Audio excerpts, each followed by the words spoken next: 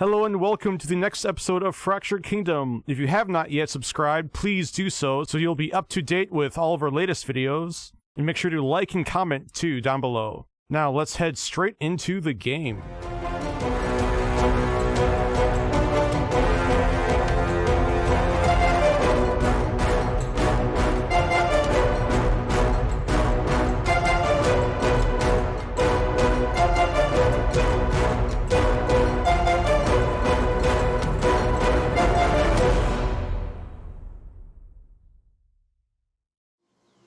Last we left off, the Crown Gall teleported to the southeastern region of the Kingdom of Pradda to investigate the governor of Petra and to find two relics being guarded by an ancient dragon.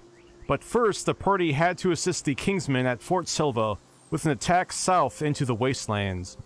While the attack was a success by military standards, it was not without loss, as Alex, a friend of the party, lost an arm to a dragon, and the rest of his patrol was slain. The angry party left the next morning towards Petra, and for the second time ran into Frieda, a halfling druid wandering the kingdom. Frieda offered to help lead the party to Petra, but later that same day they were ambushed by a group of Kingsmen who were followers of the Lich, the first Lich in recorded history. The party left one Kingsman alive, and in questioning him learned that the evil Kingsman wanted to frame General Swiftfoot for the attack. The party, now even more angry, marched back to Fort Sylva to tell the general what happened.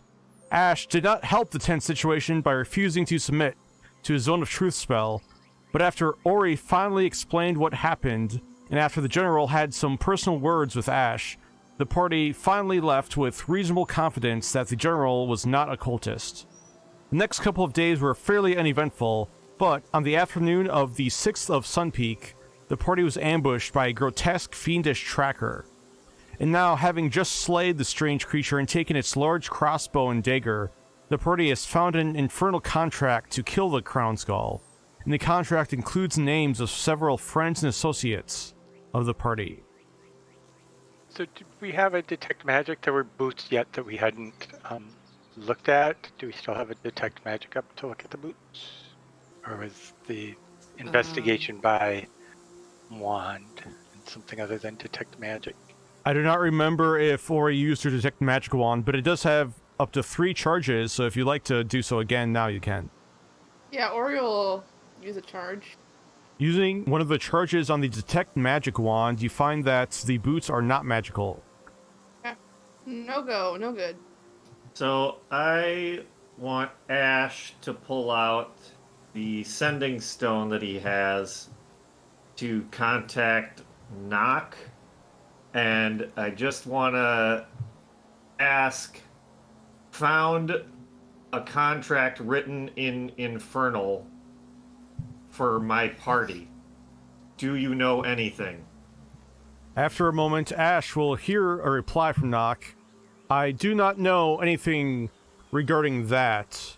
All I know is the Crown Gall left Lux with none of them giving us a heads up. Oh!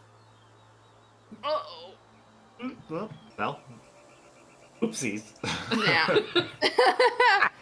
They'll be fine. They probably knew we left anyway, so... Mm-hmm. Can we hear the sending stone, or can only Ash hear the sending stone? Only Ash would be able to hear the reply because the stones let you specifically cast sending, which Okay. only the receiver can hear in their head. Mm-hmm. So you definitely wouldn't tell us any of this, I would assume.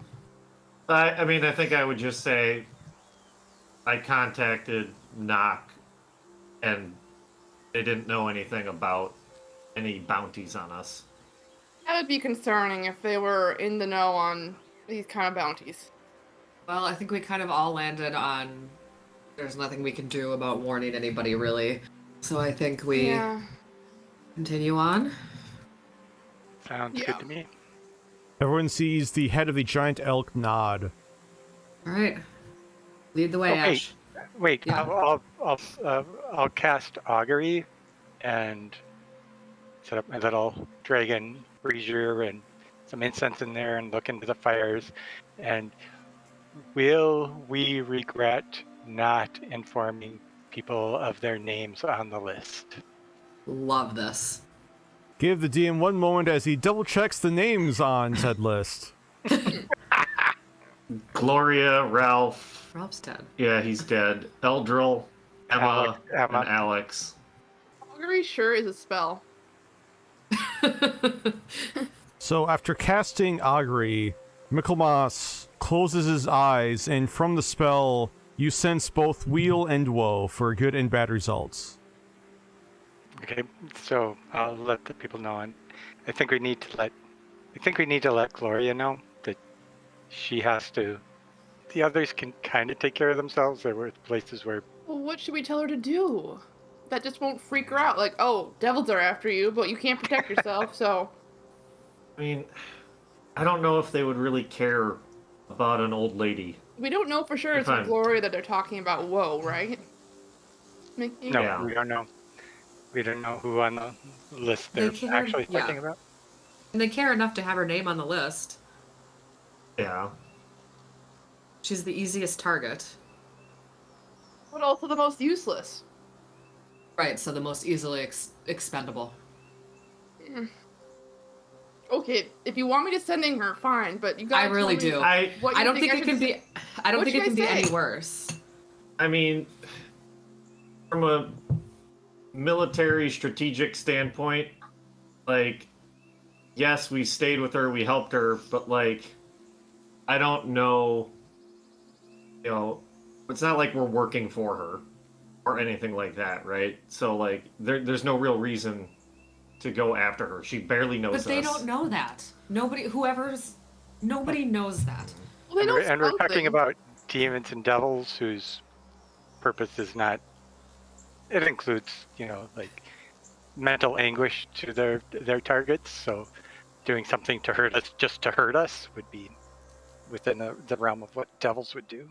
I am willing to send to her. I will use the spell slot, but I need you to tell me what to say because I really don't know what to say. Can we make it... What if we send it in a, hey, just checking in, we're still dealing with stuff, be safe kind of thing. Like, not a full-on, hey, things are after you, but like a, hey, remember how, like, people are after us and just be careful. Like... Because that's not really that constructive, because we've already argued she can't do anything. So unless there's instructions in there to, like, go seek refuge in the church for an indefinite amount of time, I don't see what her being on more alert does to better prepare her to face off demonic or whatever adversaries. Fine. Yeah, if we don't have anything to tell her to be safe, I don't know that that's any help. Unless we have, like, concrete advice to give her, I think cutting off all contact is the best way. Make her less and less attractive of a target. I just can't not feel that way. I mean, yeah. I mean, especially if they know where we are now, generally speaking. They know we're not anywhere near her. So what information would she have to give us up? The giant elk will give a loud whinny after that remark from Ash. Or he kind of, like, holds her hand out for Mari to take if she'll take it. Mari does not take it. Oh. Instead, the giant elk will exit its wild shape back into halfling form, and Frieda will happily grab her hand, Ori. Ori will kind of, like, give Frieda a small smile and just keep walking. Well, I don't think we should stay around here too much longer anyway. Yeah, I follow Ori. I turn to follow Ori. And then I catch up a little bit. Like, I run up and grab her other hand. She'll kind of bump her head into your shoulder and smile at you and just try to squeeze your hand. Frieda will look up at you, Ori, and say, "You don't have to worry about me. I can take care of myself." Yeah, I think you've really proven that since you've just been walking around the continent with who knows what fractures popping up, and it's very impressive, Frieda. Well, I mean, I didn't know they were popping up when I started wandering. Well, I know, but, like, that even makes it more impressive, you know, because you're not on alert for them, you know? Yeah, how do you guys find them anyways? Just luck, I guess. Yeah, I guess Follow that the does lucky. They kind of just seem to pop up wherever we go. And obviously, like, some of the things that are coming out of there potentially are, like, after us and, like, know to look for us. If it's rifts to whatever plane they're coming from. I forget where devils and demons come from. They might know to look for us. Or if they have any kind of control over the fractures, maybe they, like, actually try to get to us, maybe? I don't know. The Abyss or Infernus. I don't even want to think about that. Oh, sorry. I know, let's sing another song. That'll get your mind off of demons and devils, right? Probably You know what? not. Great idea. Oh, okay. Sure. Go for it. Teach us a song. Sorry, I'm blanking on a song that will not get us copyright struck. So in the meantime, it. Frieda starts singing an old children's song about rowing a boat down a stream. Oh dear. Well, What, you don't like that one? a little basic, but it's fine. I'll sing it with you. I'll sing it with you. It's fine. Let's just go. Basic? Basic? Yeah. Fine, then I'll sing a more complicated song, and then she starts singing the song about the bard and the Crown Gall. Great. The rest of the 6th of Sun Peak is fairly uneventful, but with night coming in, would the party like to set up a watch? Yeah. Or we'll take the second 2 watches again. I'll go first. How far are we from Petra? You'll be getting into Petra in the early evening or late afternoon the next day. Okay, so Ori will send her sister before going into her trance. I'll take whatever watch is left. Yeah, I can watch whenever. Do you want to go right after Mickey so that he can do still the light? You got And I'll go- goggles now, don't you? Right? Oh, that's right. I I forgot. got goggle. I should be fine. So can I send to my sister real quick then? Yes, you can. Okay. Hey, Robin. Wanted to say friends and I headed to Petra. We'll be there tomorrow evening. Tell me where I can find you. So excited. Ori quickly hears a reply. Oh, Ori! That's awesome! I'm working at the Sleepy Tarask Inn. I'll be working there most of the day. Can't wait to see you. Yay. I'll let folks know about the Sleepy Tarask. And then All right, go we'll to head there first. Michaelmas. Actually, let's just have everyone roll perception checks. I set my shield up to keep his watch behind me, his little eye.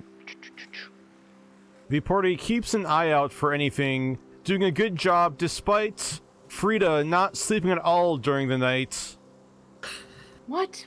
saying, "Why'd you waste time sleeping? There's too much to do." How are you not exhausted? Oh, I'll be fine. And by the morning, Frieda does look a little bit exhausted. However, it's also right at the end of the last shift. Ori hears a few twigs snap several yards south of where she is. Is it kind of like, is it pretty like a lot of undergrowth? Sort of like would be blocking it? Currently, yes. Okay. Ori will, take out her rapier and try to creep forward first before waking anyone up. Make a stealth check. Okay. Okay. Ori creeps forward, and as she does, she pokes her head through the bushes and sees 2 orange-haired tigers slowly wandering through the forest. Do they seem to be headed like in our direction of camp? They do not. They appear to be heading west from the looks of it. Okay, then Ori will just kind of watch them as they leave, but not like engage or alert anyone to anything. Just make sure, unless they start heading in a way that would lead them right to where everyone else is. Ori waits, and the tigers walk by. So that moment, Ori suddenly realizes that Frieda is standing right next to her, and Frieda whispers, "What was that?" Please, Frieda. "What? But it startled me. Those were tigers, I guess? What? Tigers?" Shh. Grabs her wrist tightly. Yeah, but it's fine. They're leaving. How are don't you need to bother startled by a them. little halfling like me, but not by tigers? Because I knew they were there. I didn't know you were there. You knew tigers are following us, and you didn't introduce me to them? They're not. Frieda, let's just go get breakfast ready. It's okay. They're not following us. They're clearly headed a different direction. We can all just avoid each other, and it'll work out just fine. Oh, all right. Thank you. You sure we can't follow the tigers? I mean, you can, but we're heading to Petra. Okay, see you later. Bye. Oh, before I leave, here you go. Frieda hands over some food which she cooked in the middle of the night. Thanks. It was nice to travel with you for a while, Frieda. Maybe we'll bump into you again. Yeah, I hope so. See you later, friend. Bye. With that, Frieda wanders off in the direction of the tigers. Or he just shrugs and turns around to, like, get everyone up. Dash gives a very confused look in the direction of Frieda. Come on, Dash. Don't worry. She's got it. So yeah, I'll wake everyone up and be like, yeah, Frieda decided to go off in a different direction than Petra, and I didn't see any use in trying to hold her back, so maybe we'll see her again. She's certainly an interesting character, I'm sure. I'm sure we'll cross paths again. She also gave me some food. But do we want to have it for breakfast? I think her food healed before. Like, maybe we should save it. Can I put it in the chest of preserving and, like, save it until we have a meal after taking damage? Yes, you can. Alright, it goes in the chest of preserving. Alright. Onward and upward. The Crown Gall continues heading northwest through the forest. Eventually, the trees do clear into a small area of grasslands, and as they look on ahead in the early evening on the 7th of Sunpeak, the party sees a town up ahead. As they continue on, they step into the city of Petra. The party sees several farming co-ops set up in the farmland around the central part of the city, and right next to it they see the large Foss Canyon extending out past the horizon as the canyon continues on for miles. As the party is walking into town, they see several confused looks by a lot of the farmers and villagers walking about, as the party is definitely a strange allotment of people. Or it will just wave at anyone who, like, looks at us for longer than, like, a moment. Or he does get a couple slow waves back. Well, let's find the Sleepy Tarrasque, shall we? Yeah. The party walks through town and starts walking down a long path that's been cut into the side of the canyon. As they walk all the way down to the bottom of the canyon, and somewhat close to the bottom, the party sees the giant Tarrasque skeleton, which has been partially dug up on the bottom. The skeleton itself looks to be almost 60 feet long, and there's a 2-story square building that's set up right next to it, with a hanging wooden sign above the double doors which says the Sleepy Tarrasque Inn. Oh. Perfect. Ori will lead the way inside.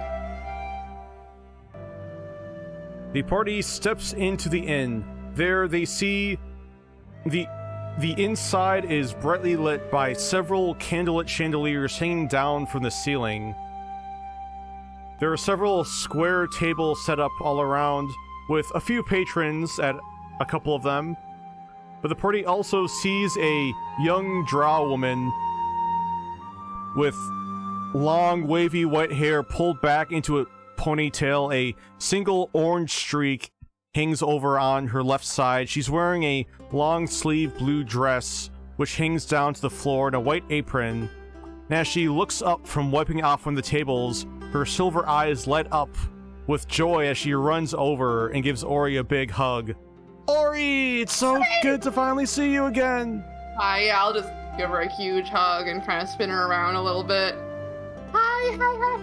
Oh, it's so good to see you. How are you? Where have you been? You gotta tell me everything that you've been doing. There's a lot. I mean, are you gonna be available?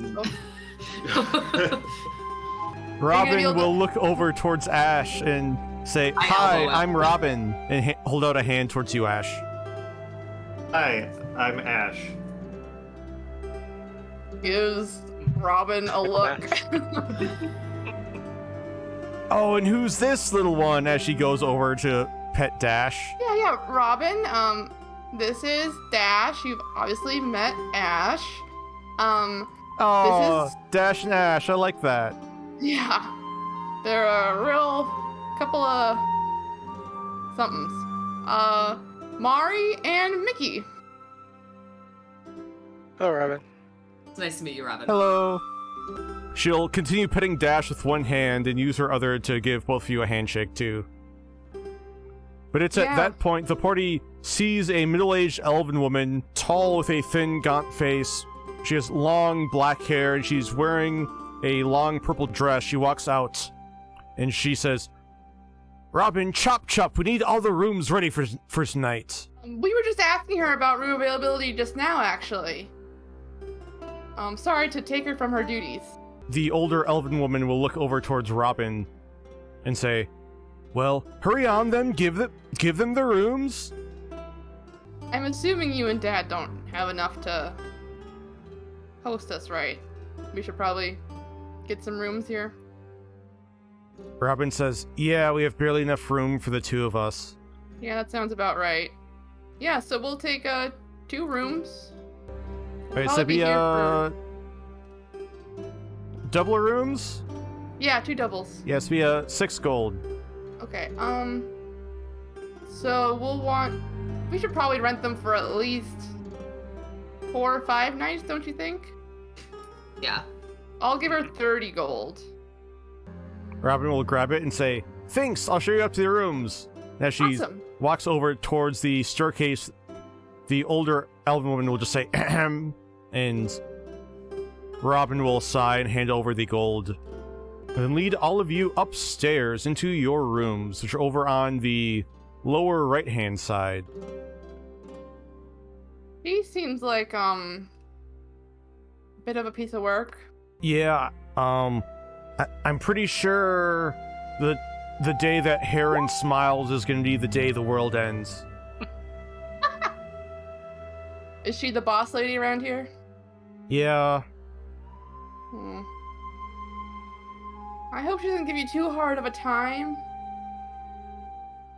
yeah, it varies, but she's doesn't really leave a whole lot of time to really enjoy the day.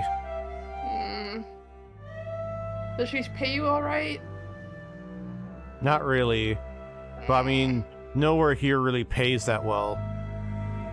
I mean, considering that we're paying 3 gold a night, you'd think she'd be able to afford to pay you something. Yeah, well, unfortunately, the governor's been charging taxes for, I don't know, it's something about like a uptown beautification project or something, which basically just means he just wants more money. When did that start? Recently that he started taxing more? No, it was a while ago, but recently they've been more stingent about making sure people pay on time. Okay, are you gonna, I'm assuming you and Dad are living in the same spot where you were when I left? Mm-hmm.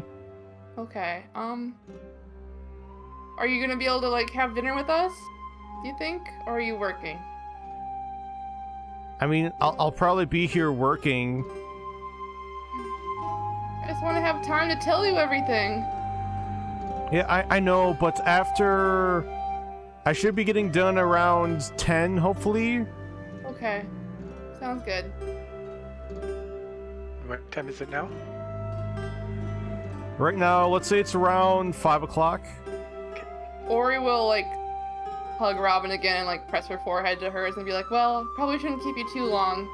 Wouldn't want Heron losing her cool. Really good to see you. Oh, it's so good to see you again, as she gives you another big hug. Yeah, probably check out the rooms. And then could head to my dad's place. That's good. Yeah, sounds good. Before we leave, I want to just check downstairs to see if there's any job boards and see if there's any sort of thing that would be like the contract for us. As the party heads downstairs, they see on the southern wall, close by these stairs, they do see a job board. They see a few different ads on there. One of them is the standard "Protect Your Kingdom, Join the Kingsmen Today" poster. All the other ads appear to be for the mines and the quarry in town. Okay. There are no contracts for the party, but the party... Ash would see that the two main mines in town are simply called Leo's and Peter's. Let me double check the name on that. And then the quarry in town is just called Kyvern's. Like named after the governor. Hmm.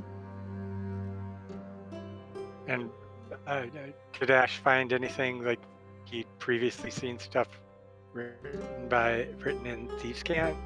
Is there anything, any messages from them? Ash does not see anything written in Thieves' Cants, no. Is Heron a wood elf then, or? Heron is a high elf. High elf, okay. I mean, it's pretty late. It probably wouldn't be worth trying to investigate the governor yet, so we can go to my dad's, right, and take him out to dinner? Yeah, I think the best thing we can do as far as, like, what we're here to do is just kind of be seen around town. So. True. With that, the party heads out of the inn back into the large canyon right next to the city. The party heads back towards the large path leading up, and Ori leads the party to a very conspicuous looking door that appears to be set in a small doorway that's been carved into the wall. In fact, as the party looks, there are several of these doors just seemingly randomly put inside the wall, but the party does notice a small metal pipe that's also sticking out next to this door with a little bit of smoke popping out. Is there a bell or anything, or just not, I guess? There is a door knocker on the door. Yeah, Ori will, like, knock, but also open the door if it's unlocked. The door is locked, but after knocking for a moment, Ori hears a voice yell, "One moment!" And after the moment, the door opens, and the party sees a wood elven man wearing a very plain white shirt and gray slacks. He's pretty tall and brawn, a lot more than your typical slender elf. But as he opens the door, his eyes light up with surprise, and he says, "Ori? Ori, it's so good to see you." Hey! And I'll give him a big hug and just kind of like bury my face in his chest for a minute. Just be like, "Hi. Did Robin tell you we were coming?" He nodded and said, "Yes, but to be honest, I just wasn't sure with everything you've told me and she's told you. It seems like you've had a pretty chaotic adventure out there. I wasn't sure if you'd actually be able to make it on time." Yeah, it's been pretty chaotic, but yeah. Papa, this is Mari and Mickey and Ash and Dash. They've been my companions for months now. Oh, this is my father, Ren. Hi, Ren. It's a pleasure to meet you. Nice to meet you. It's a pleasure to meet all of you too. As he slowly leans forward, Ren will put a hand on his back and say, "Sorry, I've had a problem with my back. Why don't you come in? I'll make some tea." How long has that been going on? I can make the tea if you want. You can sit down. Or I will kind of bustle by to like get the tea going. Inside the home, the party sees it is a small, roughly 20-foot square home that's been carved out of the rock on the side of the canyon here. In one corner, the party sees a mattress that's been set up on several crates, with another mattress over in one of the other corners. Ren will sit down in a somewhat tattered armchair to make sure he has some back support, while Ori walks over towards a wood-burning stove to get some tea going over in one corner, and the party sees the vent in the top cuts into the wall and out into the open air. So once he's seated, I guess, or before he's seated, I'll ask if you'd mind me looking at his back, and I'll cast Lesser Restoration and see if that does anything. Nikki puts a hand on Ren's back, and after casting Lesser Restoration, Ren will say, I'm sorry, I'm afraid I don't feel any different. Okay. How does my dad look in general, like especially compared to how I left him and Robin?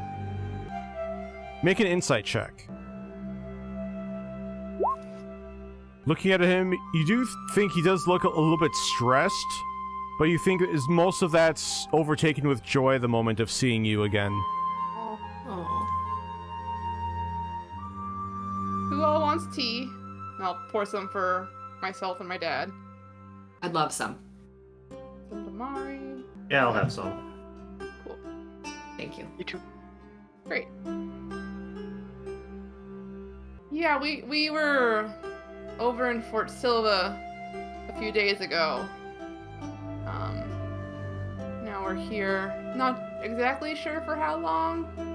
Not more than a couple weeks, I don't think. We're helping Mickey's. He's the head of Mickey's order, doing some research sort of stuff. And it's all over the place. I'm just glad we got to get close to Petra for one of the tasks he's got us on. Oh, that sounds interesting. At least you Yeah. get to do some, what's the term, in-field research as opposed to just sitting around reading books. Oh, yeah, I would not be able to sit around and read books like Varol does. But it's kind of like what they're doing with the Trask, you know, turning up old stuff that's been kind of forgotten. What have you been up to, Dad? Well, to be honest, I haven't really been up to much. I mean, if you're not feeling well, I'm glad that you're taking it easy and that Robin's able to have a job.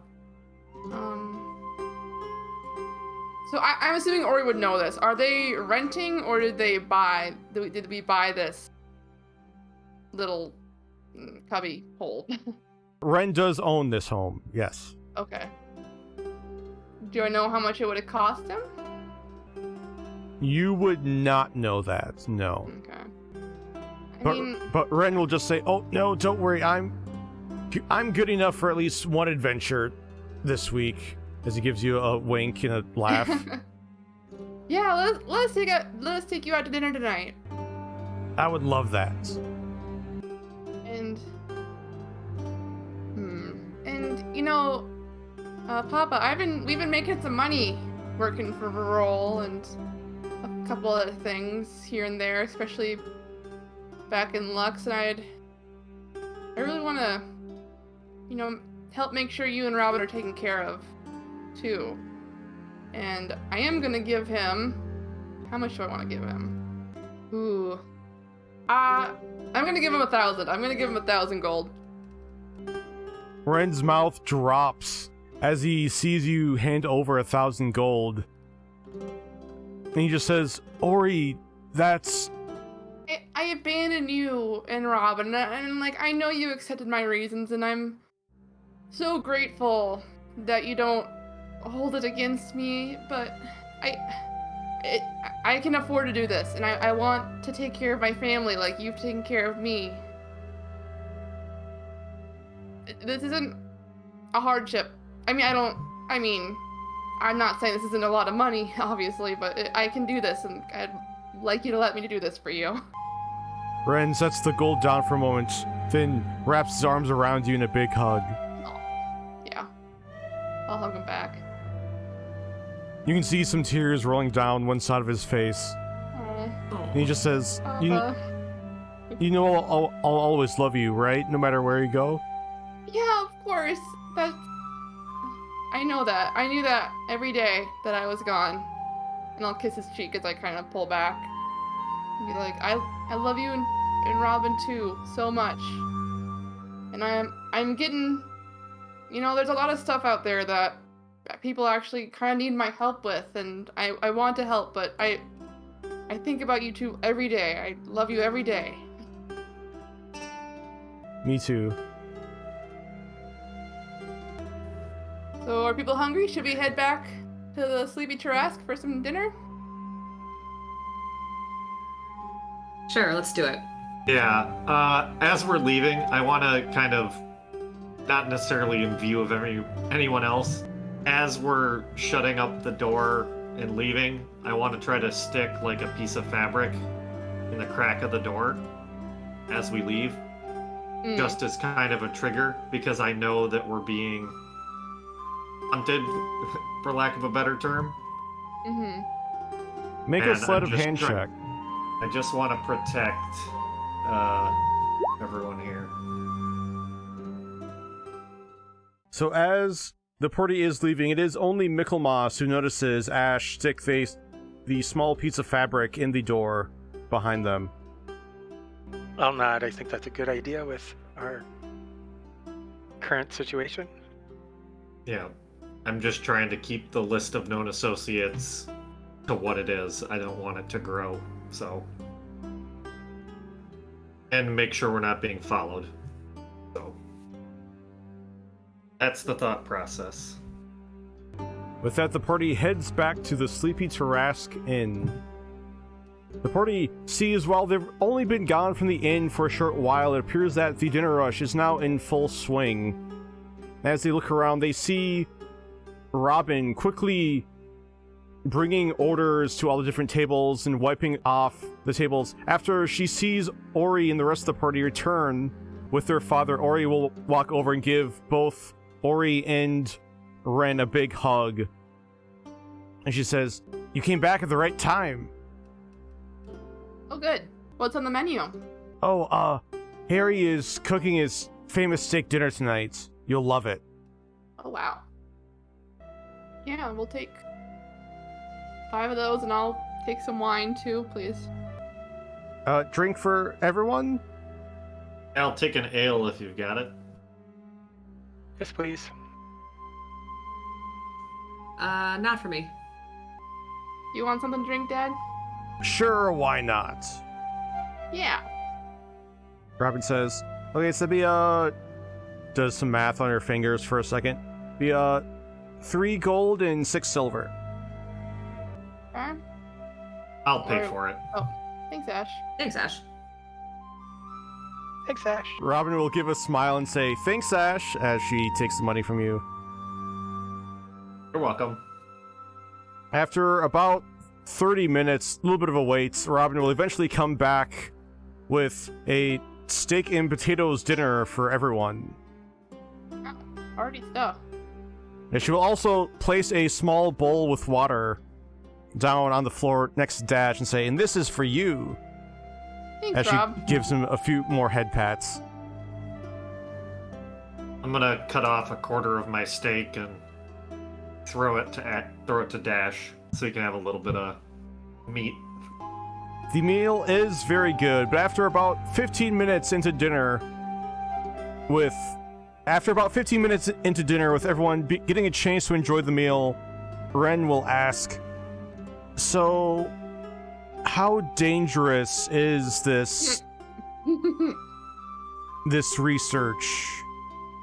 As he does finger quotes, "you're doing." Hey. Well, you know, there are definitely dangers involved in just going around the countryside, and there have been these rifts forming that connect to other planes, and sometimes kind of nasty stuff comes out of them, but Mickey can close them, which is great. And like a lot of people like in the Wait, you mean like fractures? fractures, yeah. It's kind of wild. This is part of the reason that Varol wants to do research, and like a lot of people in the Kingsmen and higher ups don't really want to talk about it. But Do you know about fractures? I mean, I know they were all supposed to be closed at the end of the war. yeah, for some reason that kind of ceiling that Deo did isn't working anymore, and that's kind of what we're trying to help Varol with, is to like make it so it works again more. But I mean, it's nothing we haven't been able to handle, Dad.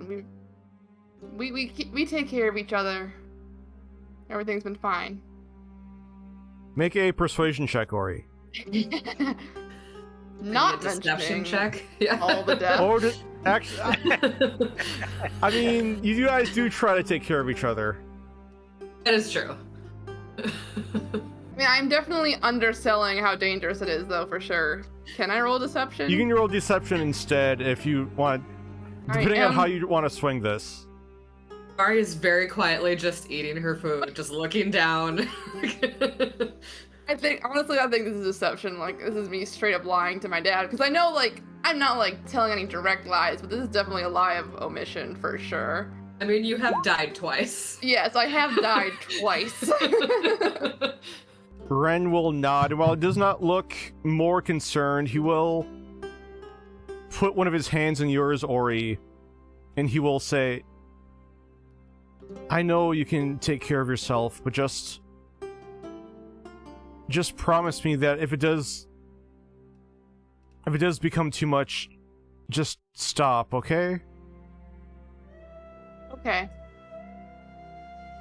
And I think Ori will recount some of the, like, definitely heavily edited, but she'll talk about Twig Springs and finding Emma and, like, oh, I wish you could meet her. She's like a little sister to me. I'm sure she would love you and Rob. And, she'll, yeah, talk about, you know, Lux and, like, what that city's like. She'll mention the archery competition and how we impressed the king, but, like, not give full detail about what all was going down there, just that there was, like, a fracture. And she'll talk about, like, going on the boat into the islands and, like, Captain Valhall being really cool and stuff like that. So you left out the part about the manticore and dragon attacks at the archery tournament? That was the best part. I mean, I alluded to there being monsters, but I do not give detail about how many or how fearsome they are. But yeah, Ash would have totally won if we hadn't been interrupted. Ren will say, well, I guess you'll just have to go again next year. Yeah, I guess so. But I consider myself the people's champion. Ren will burst out laughing at that and just say, whatever makes you feel better. Papa! I mean, it does make me feel better. While we're here, I'm trying to, like, listen to the crowd and see if anybody's saying anything about the governor acting strange or anything like that. Make a perception check. I probably don't have my shield on me, so it's gonna come out at advantage, but don't. 9. Oof. So while there are a lot of people here and a lot of conversations going on, it actually serves as a detriment, as Michaelmas is not quite able to really focus in on any of the conversations. But as he is trying to get an ear in, Mickey, along with everyone else, does notice another figure enter into the inn. The party sees a tall, hooded figure with a dark cloak step in. They stand a little under 6 feet tall, and they see they're wearing this strange purple armor underneath their cloak that appears to be made out of these insectoid-like plates. They have a similar purple shield and an acid-etched green steel longsword stowed on their belt. And as they step in and pull back their hood, the party recognizes the long-haired albino elf as Griffin, a Kingsman captain the party met in Twig Springs. As Griffin steps in and looks around, she quickly spots the party and just lets out a really long sigh before sitting down at a different table. Rude. We were so nice to her. Have you seen her around before at all, Dad? Griffin will lean back in his chair and look over towards her and say, no, but he He gives a little bit of a confused look for a moment, but after Griffin turns to look over towards him, Ren will look away, and he'll say, The armor reminds me of your stepmother. Oh, I forgot she had armor. What do you mean? No, it's not... She never did actually make armor, but... Do you remember that one summer she killed a couple Kruthiks? Oh. Probably I do. The big purple sort of insect things? Oh, yeah. I never thought you could make armor out of them, but I guess she figured out how to do it. Huh. Yeah, she's from Twig Springs. She didn't like us very much. Though, personally, I thought she was a better candidate for a lawmaster than anyone else in town. We can check out about the fires before we go. Oh, yeah. See how wild Frieda's interpretation of what happened. Mm-hmm. Ren says, fires? Oh, we bumped into a friend who was in Twig Springs a little while after we were, and apparently there was fire or something. We wonder if it has something to do with the fractures, but we don't really know. She isn't the best on the fine details. Or are we making their insight check?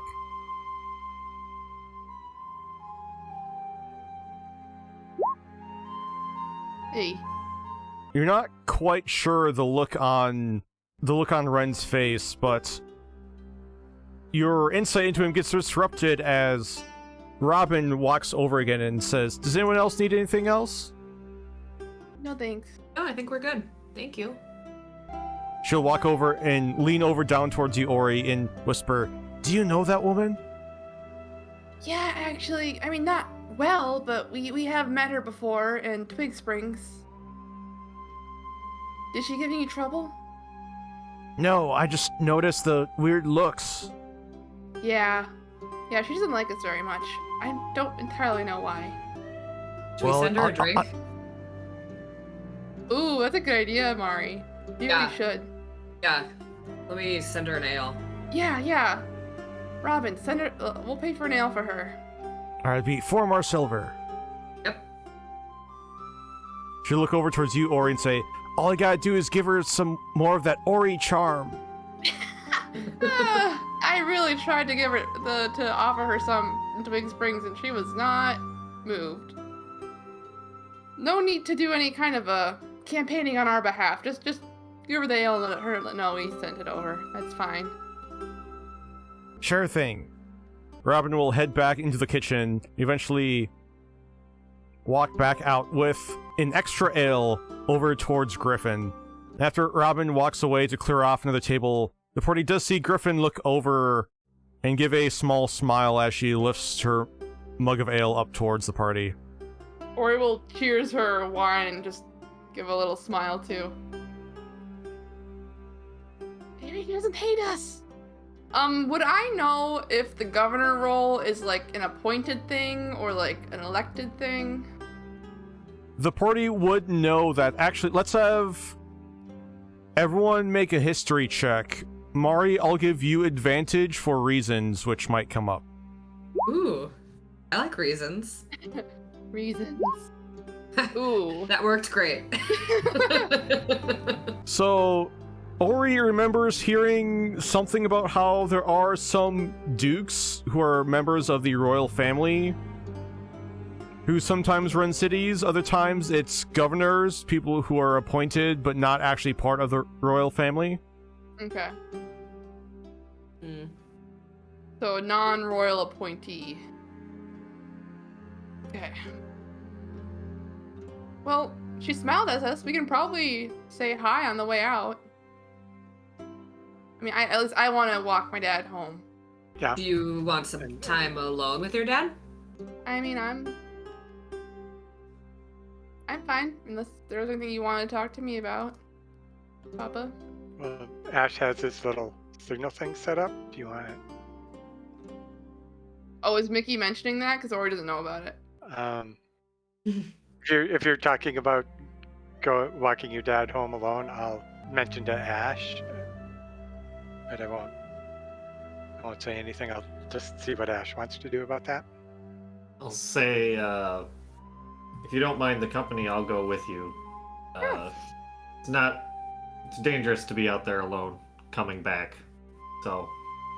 Or he kind of gives Ash like a little nervous look, like, probably not that dangerous, but yeah, we wouldn't mind the company. Make a persuasion check, Ash. My specialty. Hey, Not bad.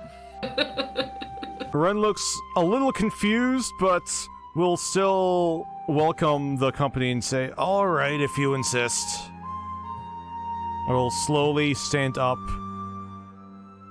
does he seem to be having any trouble moving around, walking around?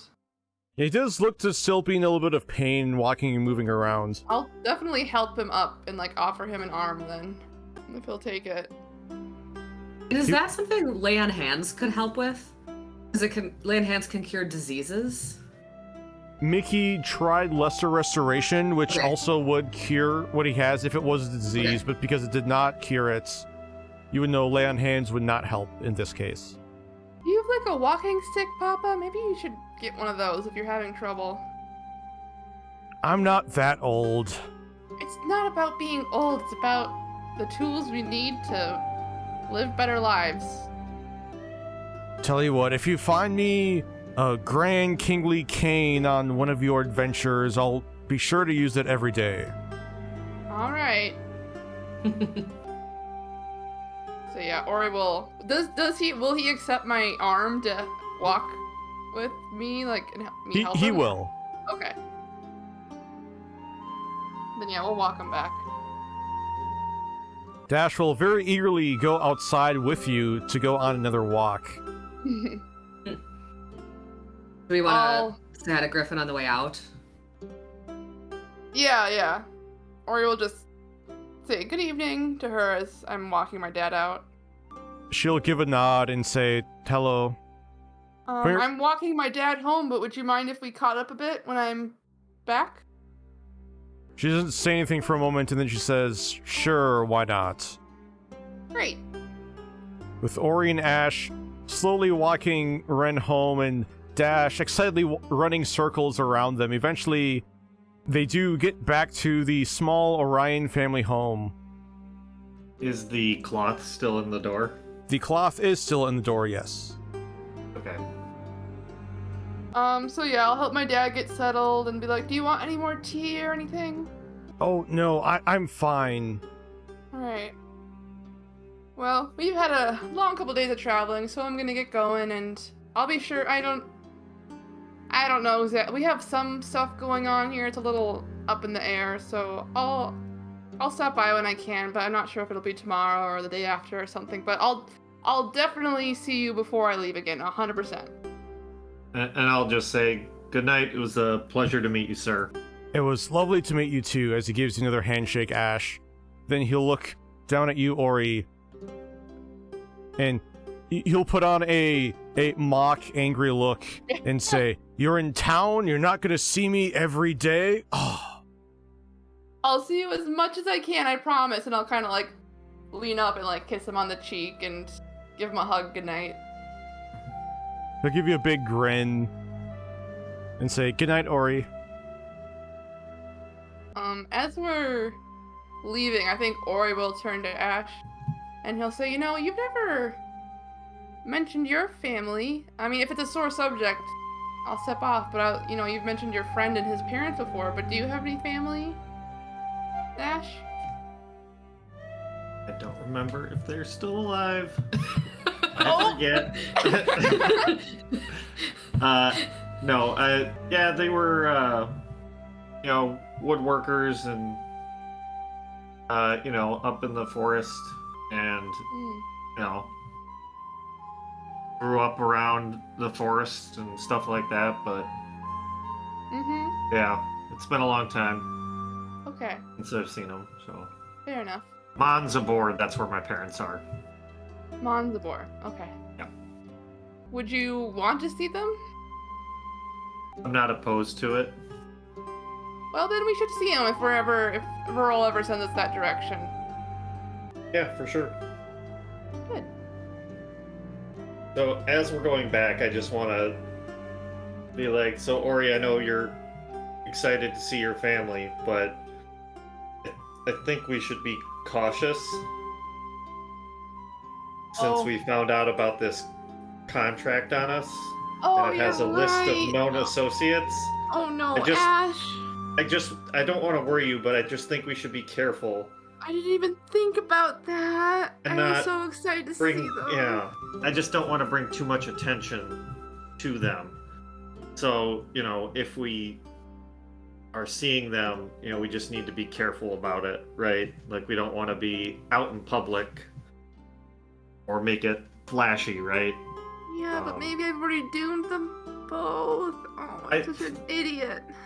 I mean, if they know they're your family, it probably wouldn't matter anyway. But I mean, I guess we do have the same name. So I don't know if it's completely avoidable, but I just think we should, keep out a keen eye and.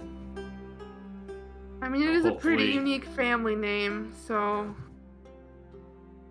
Alright, thanks for reminding me. Oh. Which is kind of why I wanted to help you walk your dad home. I just Thanks, wanted to make Ash. sure that nothing went wrong. Do I notice anything following us at all? Or Make it's a gonna, perception check. be suddenly on alert.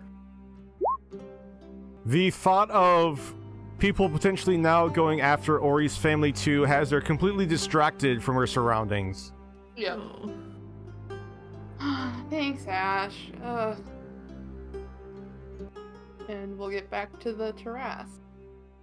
After Ori and Ash walk back in, Griffin will grab her drink, then walk over and sit in the chair where Ren was sitting in.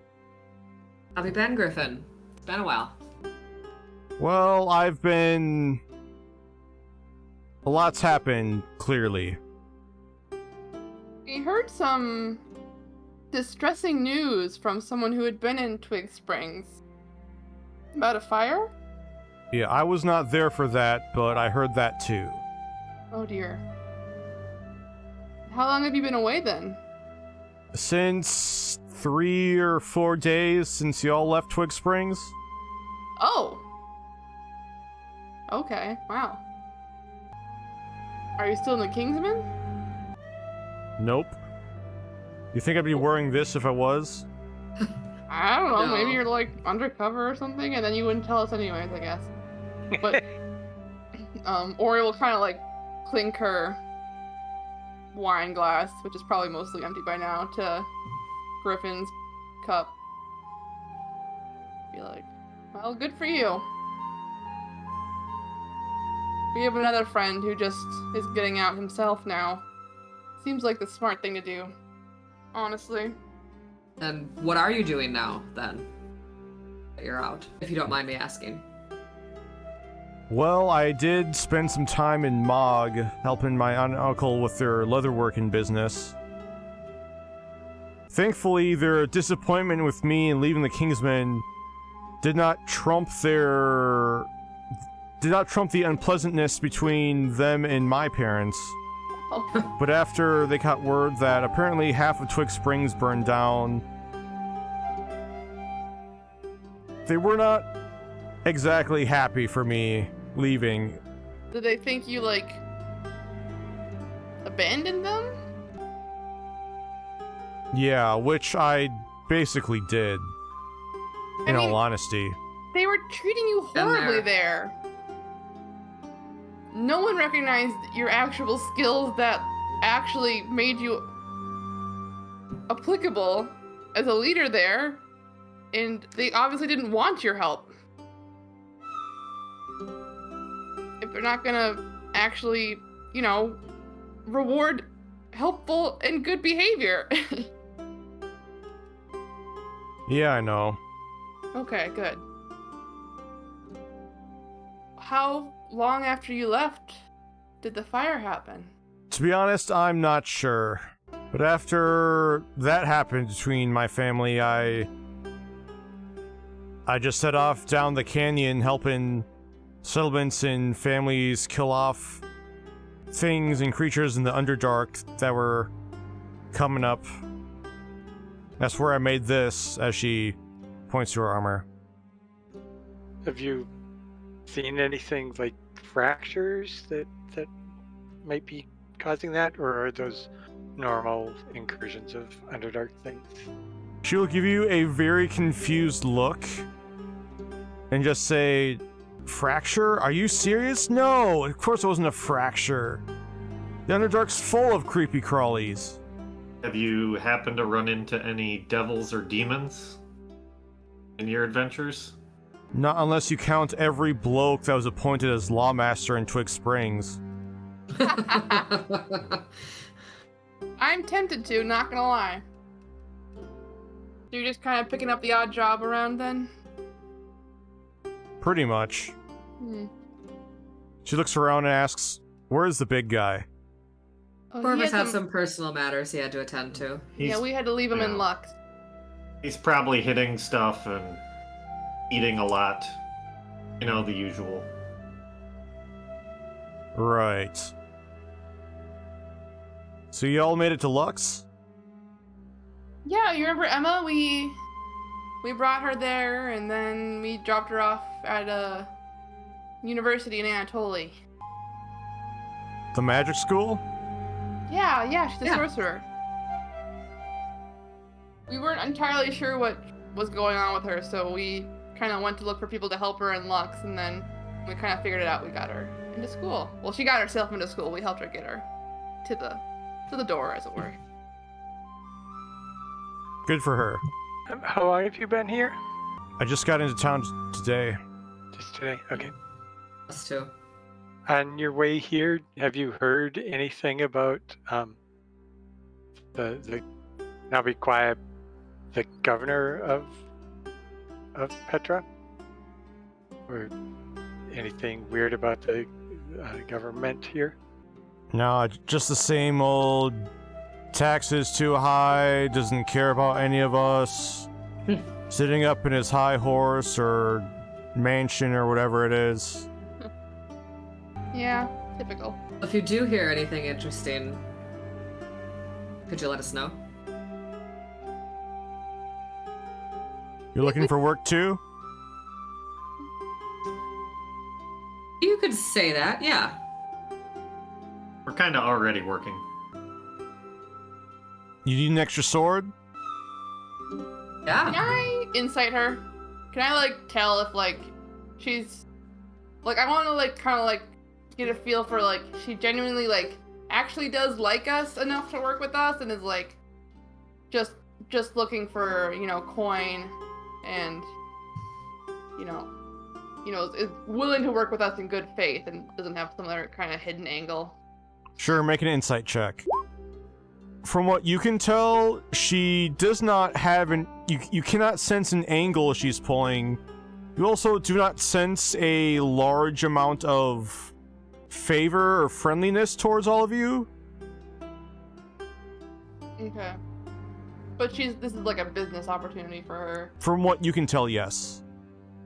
Wait, we didn't, Lev Nonan didn't specify, how much he was gonna pay us, right? Or what kind of compensation we were to get from him for fixing this? He did not mention monetary compensation, but he did say he would owe you a favor. Oh, right. We don't know exactly what the pay is gonna look like for this. I can't... We could... I mean, it'd probably be good for us to have another heavy hitter on our side, though. Yeah, I think so. We can... I want to say this out loud, but we have all that money we found on those last couple things we killed. Yeah. So, hiring, would I have a sense for, what, a sellsword would expect for payment? Usually, a middling level sellsword. Ori would not know, but Griffin will... I'm gonna ask. Yeah, Griffin will say, What if you just pay me a few gold a day? Deal. Yeah, we can do that. Ori will offer a hand to shake. Does she seem to have changed a lot since we knew her and met her in Twig Springs? Make an insight check, Michaelmas. Do that. Alright. Nice. 27. As Griffin and Ori shake hands, you sense, Michaelmas, that Griffin still feels... You sense a feeling of Griffin just not knowing what is next for her. So she's mostly just been doing... She mentioned she was doing things to get by, but you have a feeling she's still searching for Purpose? what's next besides just another simple job. Okay, Well, good. I guess we should fill you in on why we're here then. Glances at everyone else to make sure they're cool with it. Yep. So, we are... There's a man named Livnone and a noble from Lux. Before we do that, like, Oh. I'd look around the Oh, yeah. place. Are there folks who could easily overhear us? There are a couple, yes. Well, why don't we go upstairs? You mind if we could just go into a room real quick to fill you in?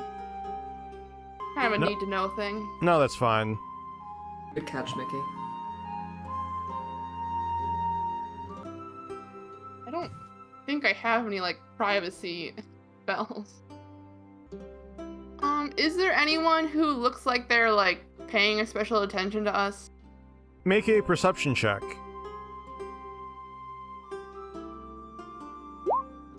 Ori does notice a few different people inside the inn give some glances over towards the party. We're not quite sure why. Right, I would like to use, sorcery points to cast, Calm Emotions and make them indifferent to us. It's a 20-foot sphere, so I think that's, like, almost everyone. Yeah, I can get everyone in this room. The DC is 17. It's not, it says 16 on my sheet, but I have that, vial, so it should be 17. So you cast Calm Emotions using your sorcerer abilities. You do notice all of them except for one seem to become sort of indifferent towards you. But you do notice a halfling man in the center of the inn look around, a little confused by what happened. Does he, what kind of clothes is he wearing? Like, Look does he at look like a worker, or? Yeah, looking at it, he appears to have some dirty, soot-filled shirt and pants. Looks to be a miner. Alright. Remember, at a certain point, we kind of do want to catch the governor's attention, too. True, but maybe not when we're not speaking Maybe a little frankly early. about Yeah. that. So yeah, I'll tell Griffin about Livnonen and about his suspicions that the governor is either being possessed or, like, controlled Not himself. somehow. Yeah. Not himself. Yeah, we're hoping to attract enough attention to, like, get an audience with him and try to suss it out. Knowing you, that probably won't be too hard. No offense. None taken! Well, I'd be lying if I said I wasn't surprised by what you're doing here, but sure, I could help out. Thanks. Great. I mean, you can leave the investigating to us. I just think it's a good idea to have some backup muscle if things get hairy. But we definitely want to try to confirm that something's going on before we engage anyone. But we have heard also demons are around, so that's also another thing we can keep an eye out for. You mean devils? Devil, sorry. Sorry. Devils and possessed governors, what could possibly go wrong? Only one way to find out.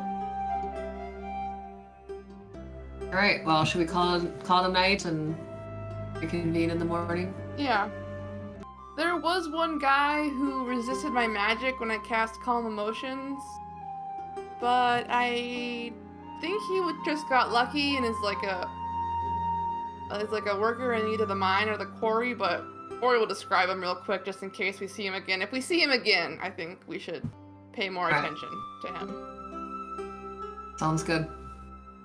And Ori will go back to the room. And say goodnight, everybody. Griffin will inform all of you she's in a single room across the hall from you. Okay. Great. Night. I do think Ori wants to contact the Jesters if there's nothing else that you want to do for this evening, Jacob. Well, after around 11 o'clock, Ori and Maury will hear a knock on their door. Oh. Hey, Rob. You want to come in? She jumps down on the bed and pats the bed next to her and says, "Okay, tell me everything." Okay. She'll tell her pretty much the same story she told, Ren. She'll let on, like, a little bit more about, like, some of the dangers they've faced, and, she'll talk about, like, the dinosaurs a bit more, and, like, fighting devils. She won't mention, like, the contract or anything, but, like, the devils that were kind of got through that fracture in Lux, she'll mention those, and, like, so it'll be obviously, like, a little more dangerous, but, like, not the full details, like, not about dying or anything. Well, in that case, make a deception check. I think Ori will gush about Mari too, and about, like, her kind of how cool she is, and, like, how tough and strong she is too. Ari is fully asleep. Okay. Oh, I didn't know you were asleep. Then yeah, I'll kind of, like, glance over at Mari and be like, She tried real hard to stay awake, but we actually kissed over by the fort that we were just at. I don't know. It's kind of awesome. You kissed? Yeah, I mean, we haven't, like, talked about it, so I don't think she's, like, we're officially girlfriends or anything, but yeah, we're pretty close. It's pretty awesome. She'll look at you for a moment, then look over at Mari, then back at you and say, "You really like her, don't you?" Yeah. Yeah, she's been through a lot, and she always supports me, and it's just, yeah, believes in me, and we all take care of each other, but it's obviously a bit different with her. You got anybody? Kind of nudge her teasingly. She gives a little laugh and says, "No, I'm a little busy. Yeah. Working quite a bit. So, can you tell me more about Ash?" Oh, really? I mean, he's an alright guy, I guess. Oh, come on, you don't think he's handsome? I mean, yeah, I mean, I know. Yeah, like, I mean, yeah, I guess. Sure, he's handsome. Like, he's very skilled. He's definitely very skilled. He's definitely he's really good in the woods, you know, really sneaky and has a great sense of direction. He basically won the archery competition that the king had up in Lux. That was pretty cool.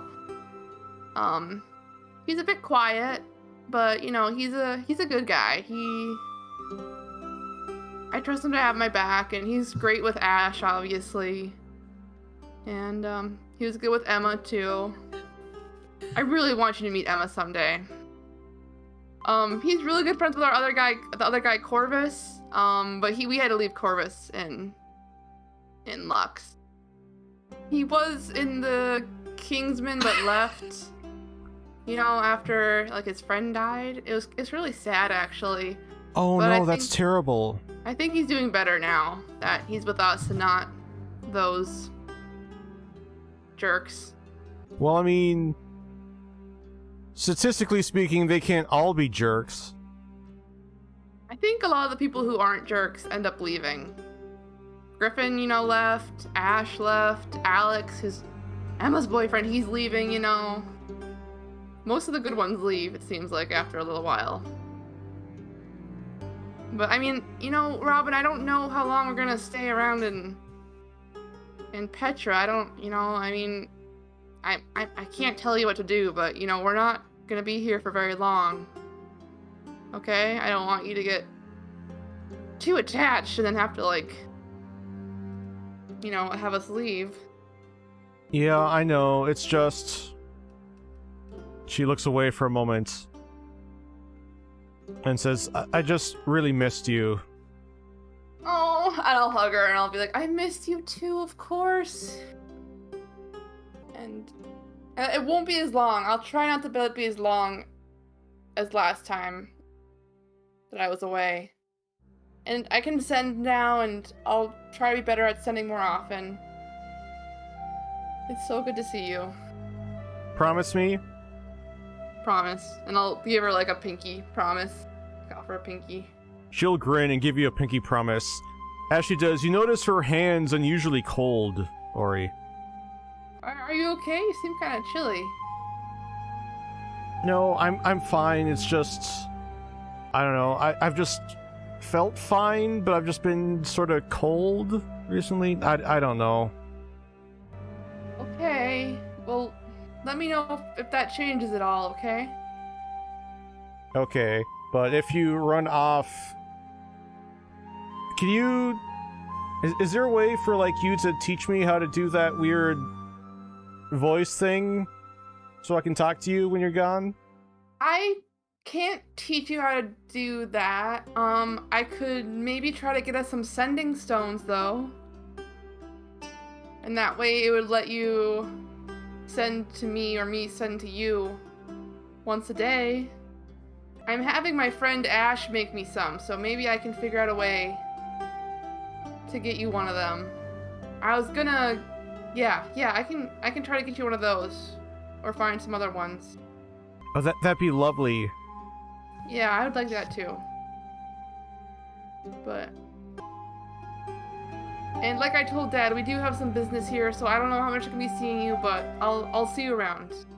Okay, well, I'm pretty much just working here and trying to sleep, so... If you're in the inn, you'll probably be seeing me a lot, but... Okay. Have you been meditating or have you been sleeping? I mean, I've been... She lets out a long sigh and says, I've been trying to meditate, but recently I've been having a lot of trouble with it. I've had some trouble too, but it's been more off and on, but I don't... Yeah, nightmares suck. Has it been nightmares for you or something else? Yeah, nightmares about... Well, you know. Yeah, I know. Robin will just lean her head over on one of her shoulders, Ori, and just say, I miss you. I'll kind of run my hand through her hair and kind of just give her a little scalp massage and be like, I miss you too. I need to get back before Dad worries too much. Okay. Good night. Give her a big hug. She gives you a big hug back. I'll see you tomorrow, okay? Yeah, for sure. I hope you sleep well. Thanks. I am gonna talk to Malum and Riddick real quick. So Ori's gonna kind of she probably kind of sits up in her bed to meditate, but kind of leans up against the headboard with a pillow kind of behind her back. And as she's getting ready to kind of go into a trance, she'll be like, hey, I got a question for you guys, in her head. Malum will speak in your left ear. Questions? I love questions. You never know what's gonna happen. Well, you probably won't love this question, to be honest, but I'm wondering, what happens if I don't open the fracture for you? There's I'm a moment still of planning to. silence. And Riddick will speak in your right ear. Well, for one, we'd be very disappointed in you. Mm-hmm. Anything else? Malum will say, well, there's a lot of things that could happen, but you don't need to worry about them because you're going to help us out, right? Right. So there's nothing to worry about. Yeah. Guess not. I guess I can't help but worry about all the possibilities. Like if something got in the way, you know, of us getting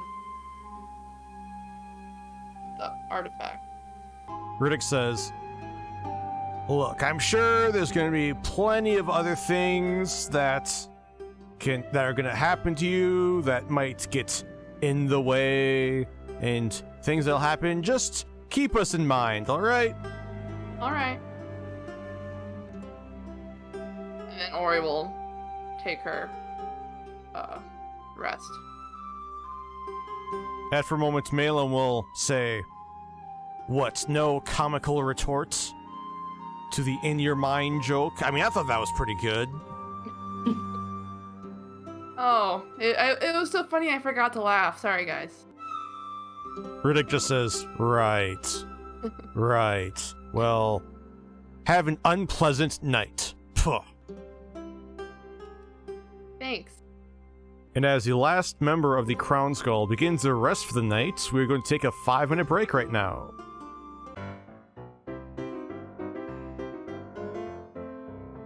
The Crown Gall wakes up on the morning of the 8th of Sunpeak in the sleepy Tarask Tavern. The party wakes up and heads downstairs. Downstairs, the party sees Heron sitting on a table, looks to be filling out either some paperwork or writing some letters of some kind. Good morning. Yeah. Yeah, good morning. Morning. How long are you staying with us? Our business is a little indefinite. I rented the room for 5 nights, but we might extend. Not sure.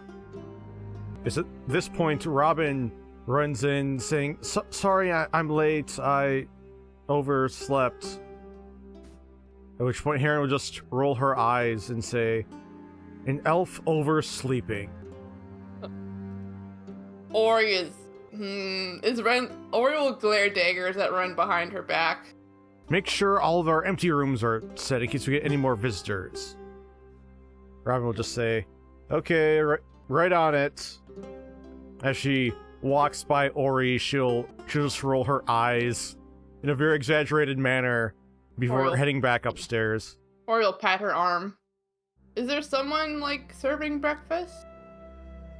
Or is that something they offer here? Heron says, yes, Harry will be here in about 30 minutes with breakfast. Oh, I see. Ren, do you mind? Ren. Heron, do you mind if I ask you some questions about Petra? Do you have a moment? Yes, I do mind. I have some important work to do. Now, if you'll excuse me, and she heads upstairs. Certainly. Wow. She is something. Griffin will just say, yeah, I can say that again. Do we want to wait around half an hour, or do we want to just eat rations? I'm good with rations. Yeah. Get the day started. Yeah. But before we leave, I do want to use my sending stone to knock. I have a message prepared. Currently in Petra, should have given heads up. Do you know anything about Governor? Looking for more information. Do you need anything from me here? Very efficient. 25. Ori wishes she was that good at sending. After a moment, Ash will hear a reply from Nock, who says, Governor Von Prefect is your typical politician. One of our associates may be in contact. That's the end of the message. Okay. But right as the party finishes their rations and is about heading out the door, the party sees 2 people enter in. One is a human man with a long white beard, pot belly. The party sees he's wearing an apron. As he walks in, he'll walk in with a tall Asmar man with glowing golden eyes. The Asmar man is pushing a large wooden crate into the inn, and the human will walk up and say, "You the folks who just came in last night, right?" Some of them, yeah. He'll look back towards the Asmar and says, "Yeah, I think these are the guys. I'm Harry, by the way. I'm the cook. Y'all having breakfast?" No, thank you. We're just heading out. "Well, you're missing out." He'll say Maybe tomorrow. All right. He'll head back into the kitchen. The Asmar will just look at the crate and say, "I have a delivery for a Crown Gall." Oh, well, yep, that's us. Didn't take long. Who's it from? I don't know. I was just paid to deliver it. Who paid you? Do you know? No, I don't know. I just take the delivery, say thank you, and give him a copper. He'll look at the copper, then look back at you, then the copper, and just be like, "Thanks, I guess." It is a rather large crate, about 4 feet in diameter. Oh, Or, I'd sorry, give him a couple more yeah. copper then. 4 feet on a side. As you do push it more, it does feel rather heavy. The heck is this? Do we recognize the handwriting? Make an intelligence check. I'm gonna cast Detect Magic with the wand. Using Detect Magic, the crate is not magical. And with an intelligence check, Mickey, of 17, you do not recognize the handwriting on it. So, before we overthink this, is there like a letter or anything attached to this crate? There is Am I- no letter. It just has Crown Gall painted on top of the crate. Alright, I open it.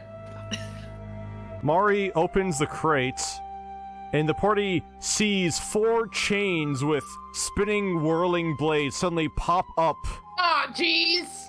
out of the crate and move to surround the party. So I need everyone to roll for initiative. I mean, the spell can penetrate most barriers. It needs to be blocked by a foot of stone, an inch of common metal, or a thin sheet of lead, or 3 feet of wood or dirt. Oh, Detect I magic. missed that. Well, I mean, we still would have opened it, wouldn't we? I mean, Maybe.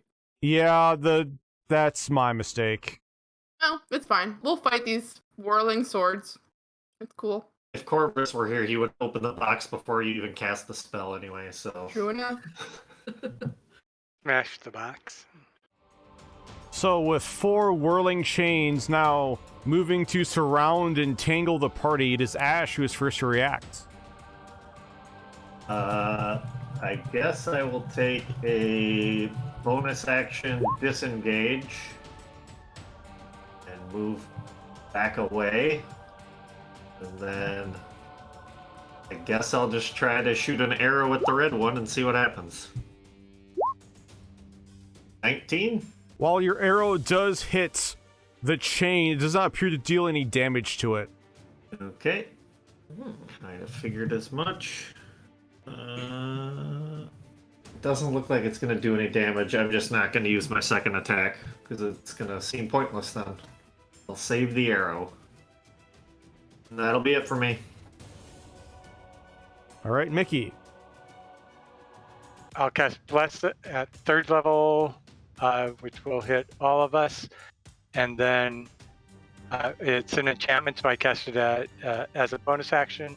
And I'll point to Mari and tell her to whack away at the blue one. whack I shall. 18 to hit? 18 will miss, unfortunately, as the whirling blade just seemed to just barely... I'm blessed. You're blessed. You are blessed. 21 will hit. Perfect. For 11?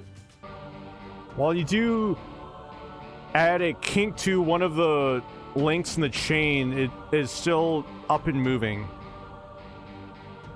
But it took the damage? It looked It like did take damage, yes. Okay. And I'll call down then Sacred Flames on the blue one that's already been hit, and I'll step closer to Mari. And I'm done. The chain is unable to move out of the way in time to avoid the radiant flames, so it does take more damage from that. After you move, it is Griffin's turn. I forgot too that I now get the level 8 cleric thing that I didn't put in there, so there's another D8 worth of damage. So Oh, that's right. Nice. Griffin will move up in the center of everything, and she will first make an attack at the chain, which has already been attacked. She's going to use a Battlemaster maneuver to make a precision attack to hopefully hit, and she will. Nice. Nice. With that, the chain takes enough damage for the chain to finally fall apart and fall down into pieces on the ground. With her second attack, she's going to turn and hit the one on the table over here. Ooh. That one, unfortunately, even while blessed, will still miss as her swing goes wide. So now it is Mari's turn. So, I'm sorry, can you explain, are they like discs with swords on the, like, what do they look like again? These are all animated chains, basically. Chains that are chains. whirling around with sharp discs that are Okay. swinging and spinning on them. Okay, got it. I'm going to attack the green one. Turn around and try and hit that one. 26 to hit for 15 damage. And I'm gonna hit it with a Divine Smite. For another 11. Nice. And I'm gonna try and hit it again. You do not have to, because with the Divine Smite, that chain is now also in pieces on the floor next to you. So then I'm gonna turn to the red one and try and hit that one. 20 to hit. 20 will hit. For 8, and then I might as well just Divine Smite it again. So 12 total to that one. With Mari's swing, she's able to cut off part of the chain, but the larger piece remaining is still spinning. And that's my turn. Okay, Ori. Okay. I'm gonna go ahead and do an Eldritch Blast. One on, well, maybe I'll do them both at red. Nice.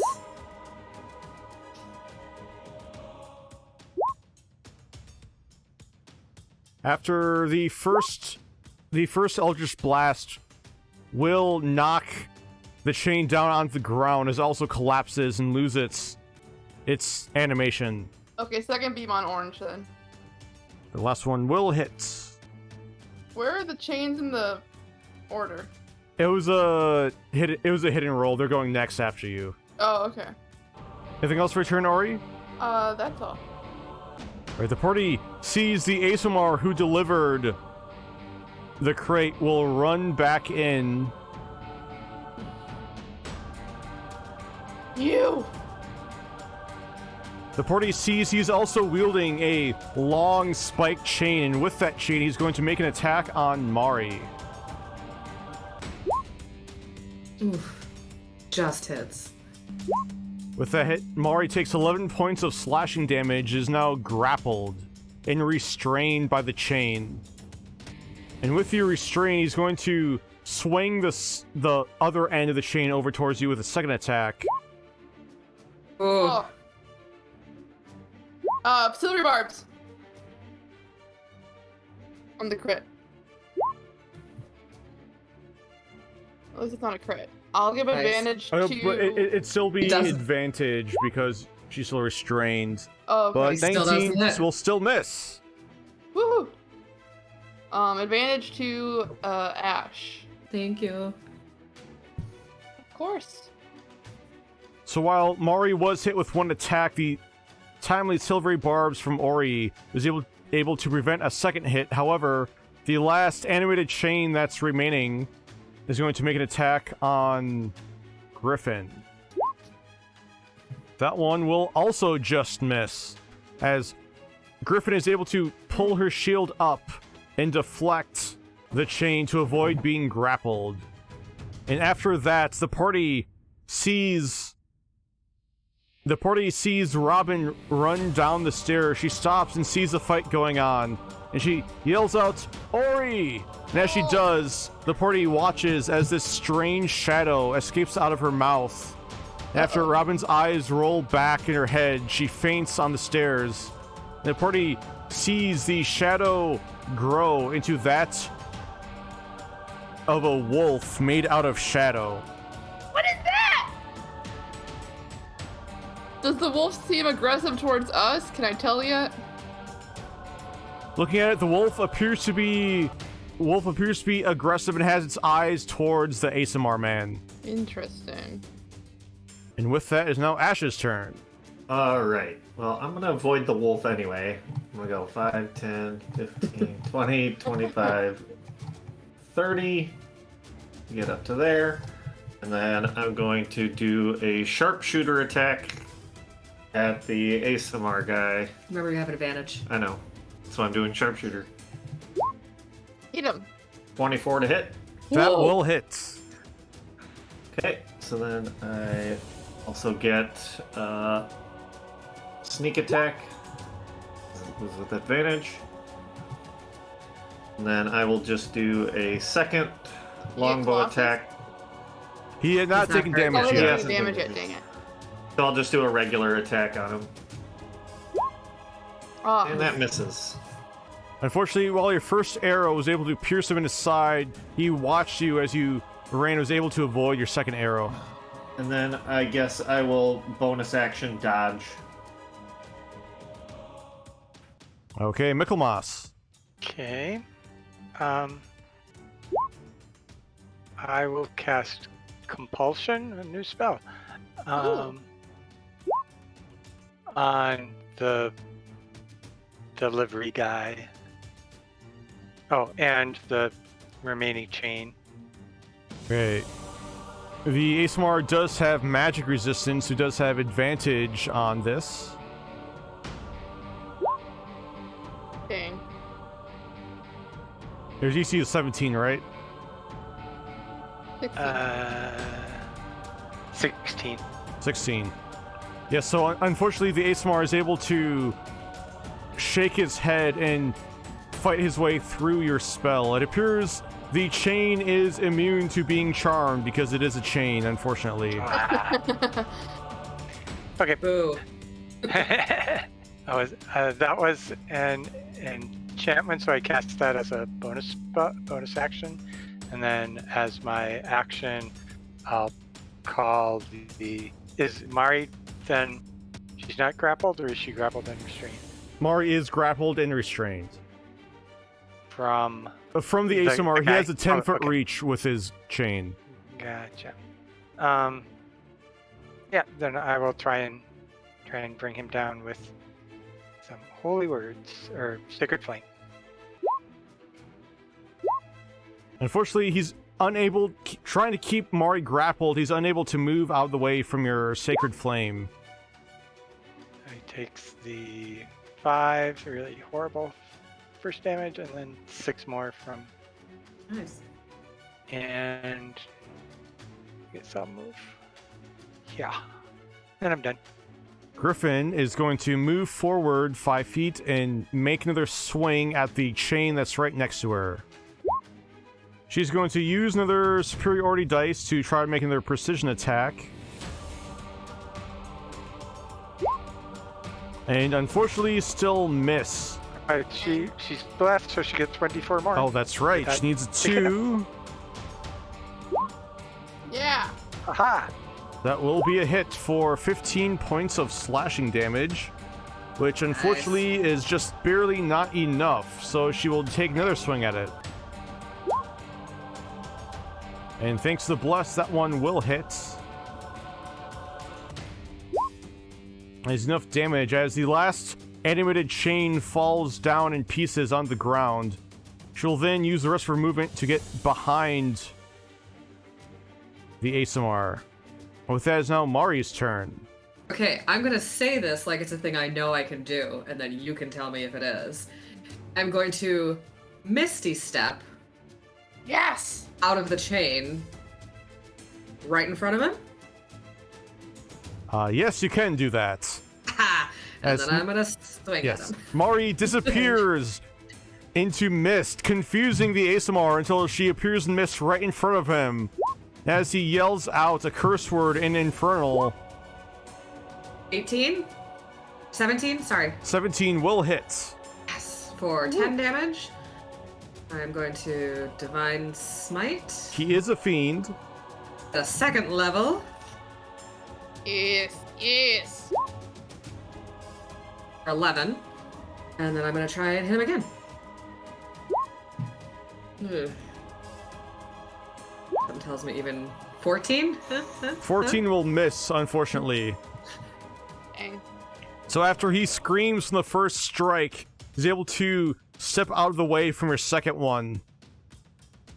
And that's my turn. Okay, Ori. Ori's gonna... Yeah, get between this guy and her sister, and then... I guess... I'm going to... I'm just gonna... Yeah, I'm just gonna, Eldritch Blast him. Yes! Ouch. Nice. Take that!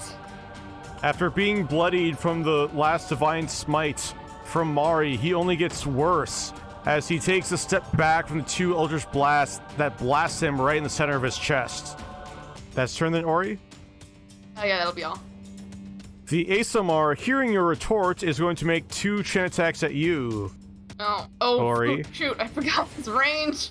Yeah, Ugh. First one will hit for 15 points of slashing damage. Okay. Oh, and I forgot, because you were grappled by the chains of the servitor and Mari, you took 2d6 damage from that. Okay. So you would have taken an extra 6 points of piercing damage. But now with Ori grappled and restrained, the second attack with the other end of the chain is going to also lash out at Ori. That's a miss. That one will miss. Fortunately for Ori. Oops, ignore the random initiative roll. That was a misclick. Sure. And then 9 other guys come out. No, only one guy and 8 more chains.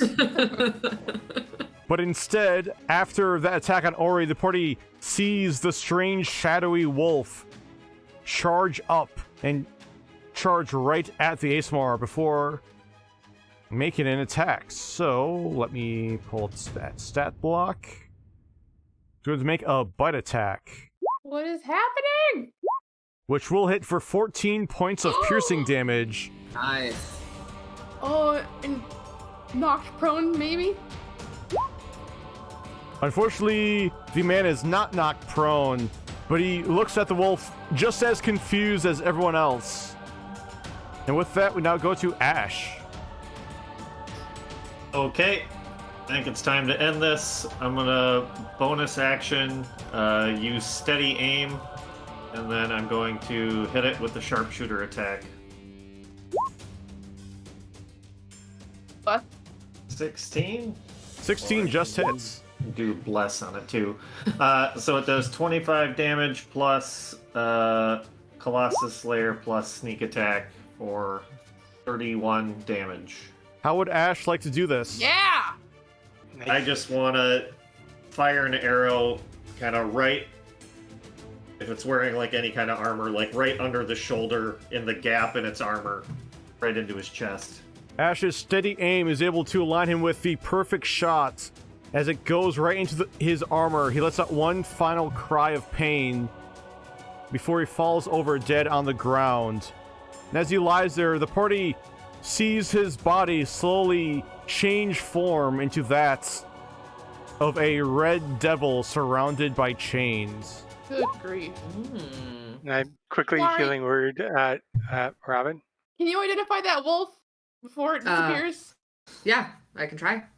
Unfortunately, right as the man hit the floor, the party saw the wolf slowly disappear as the shadow that was used to create it suddenly disappeared and vanished into air. What was that? Sorry. No, it's okay. I'm just confused. Ori will like Did shake the, the kind of lax chain and go over to Rob and be like, Rob, are you okay? Does did she the feel healing cold? word do anything? The healing word did help as Robin opened her eyes, just looked around, not really understanding what's going on, and just asked, What happened? Robin, something you made like a magical smoke wolf? It's at this point, Heron will stand at the top of the stairs and yell, "What in Deo's name is going on here? What Good is morning. what is that?" As the party looks over at the body of the devil slowly turns into black ash before disappearing. Well, a devil attacked your inn. It was a delivery for the wrong address. This was meant for somewhere else. Make a deception check, Ash. Honestly. With advantage, right? 100%. Hey, Heron will just say, "Really? Then are you or are you not the Crown Gall?" as she points to the top of the crate, which still says the name of the party. you can read that from there? Shoot. We never said who we were.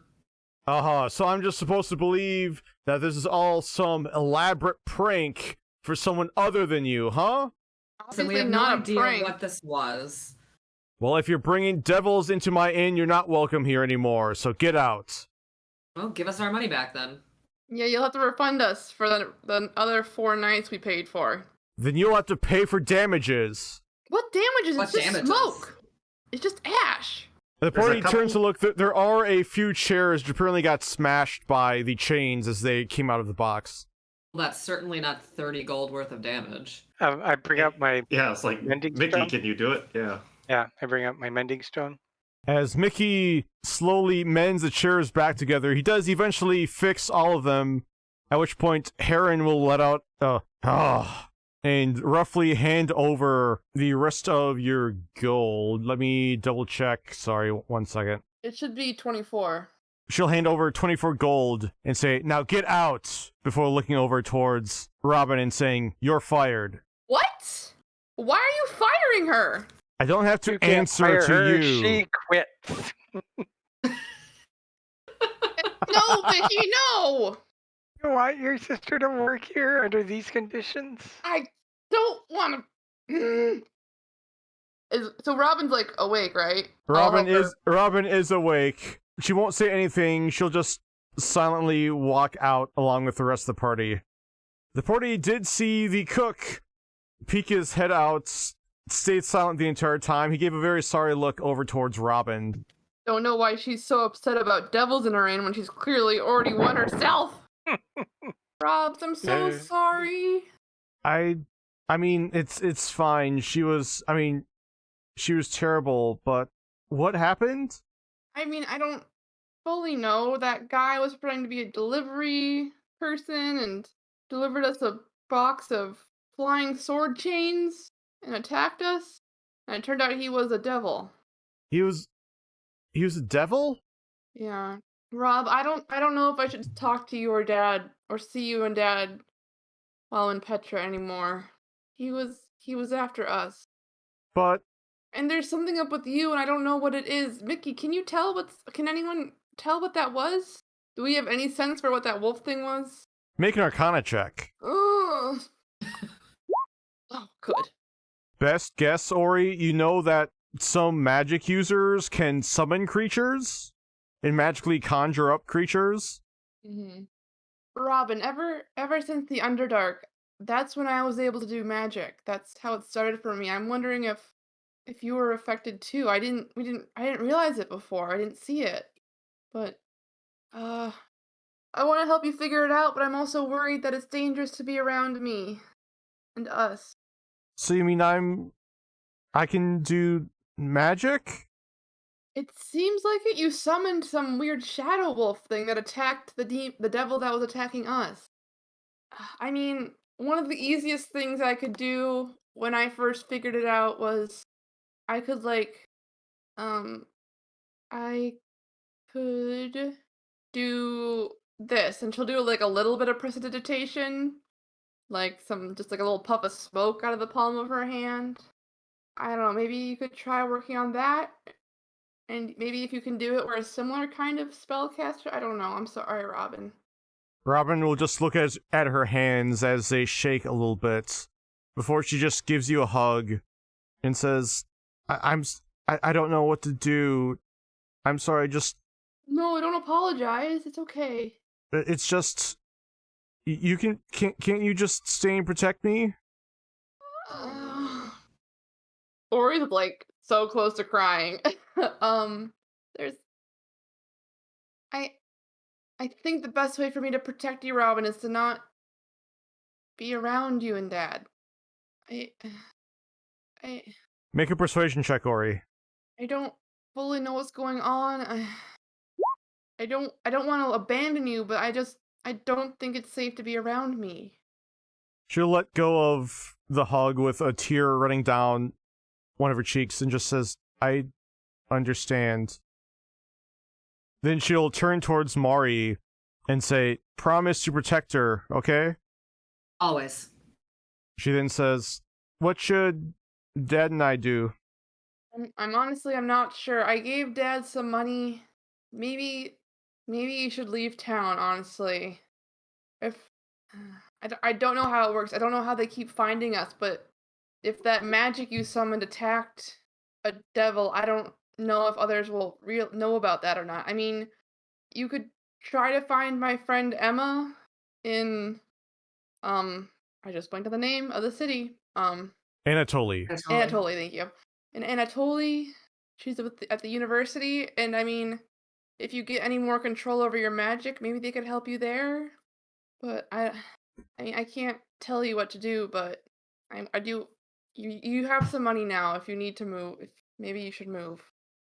She nods and says, okay, I guess I'll just see I'll just see if Dad is in I'll talk to Dad. Yeah. She'll give you one more hug, Ori, before she slowly walks off. When she like turns away, Ori turns to you and like rubs her face in the crook of her elbow. You were right, Ash. Shouldn't have ever gotten a hold of them. That's not true, but we have to do what we can to protect them, and this is probably the best way. Yeah. And the other alternative is to find out who's got the bounty on us. Yeah. Which we're definitely gonna do. And collect the bounty ourselves on them. Yeah. This won't be forever. No, it won't. What we will need to do is figure out where we're gonna sleep tonight. How are we gonna get? I mean, do we just march up to the governor and like demand an audience? I don't know what we're gonna do now. Now that everyone knows that like devils are tracking us. I mean, that might be enough to get his attention. Yeah.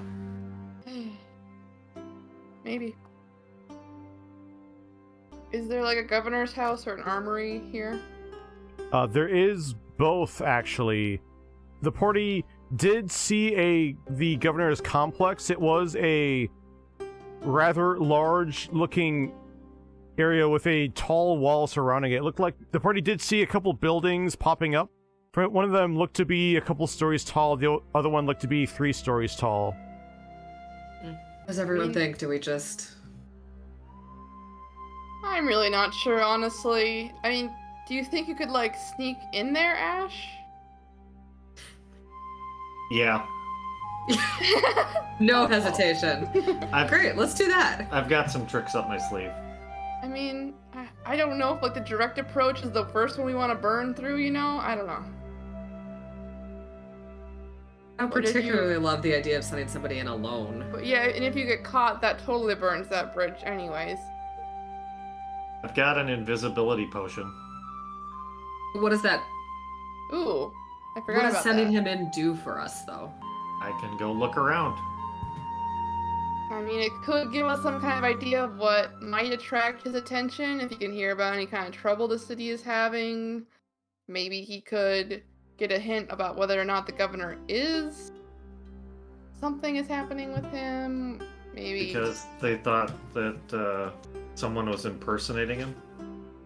Or he's intellect devoured. Something, yeah. I think we think Levnonin is the only one that we know of that suspects him being impersonated or something. Yeah.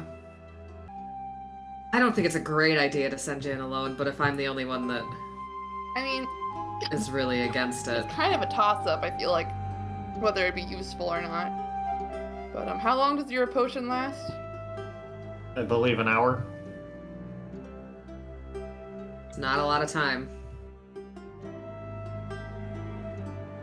I will guidance, which will last up to the first check you need to make, up to 10 minutes, I think. Or is it just a minute?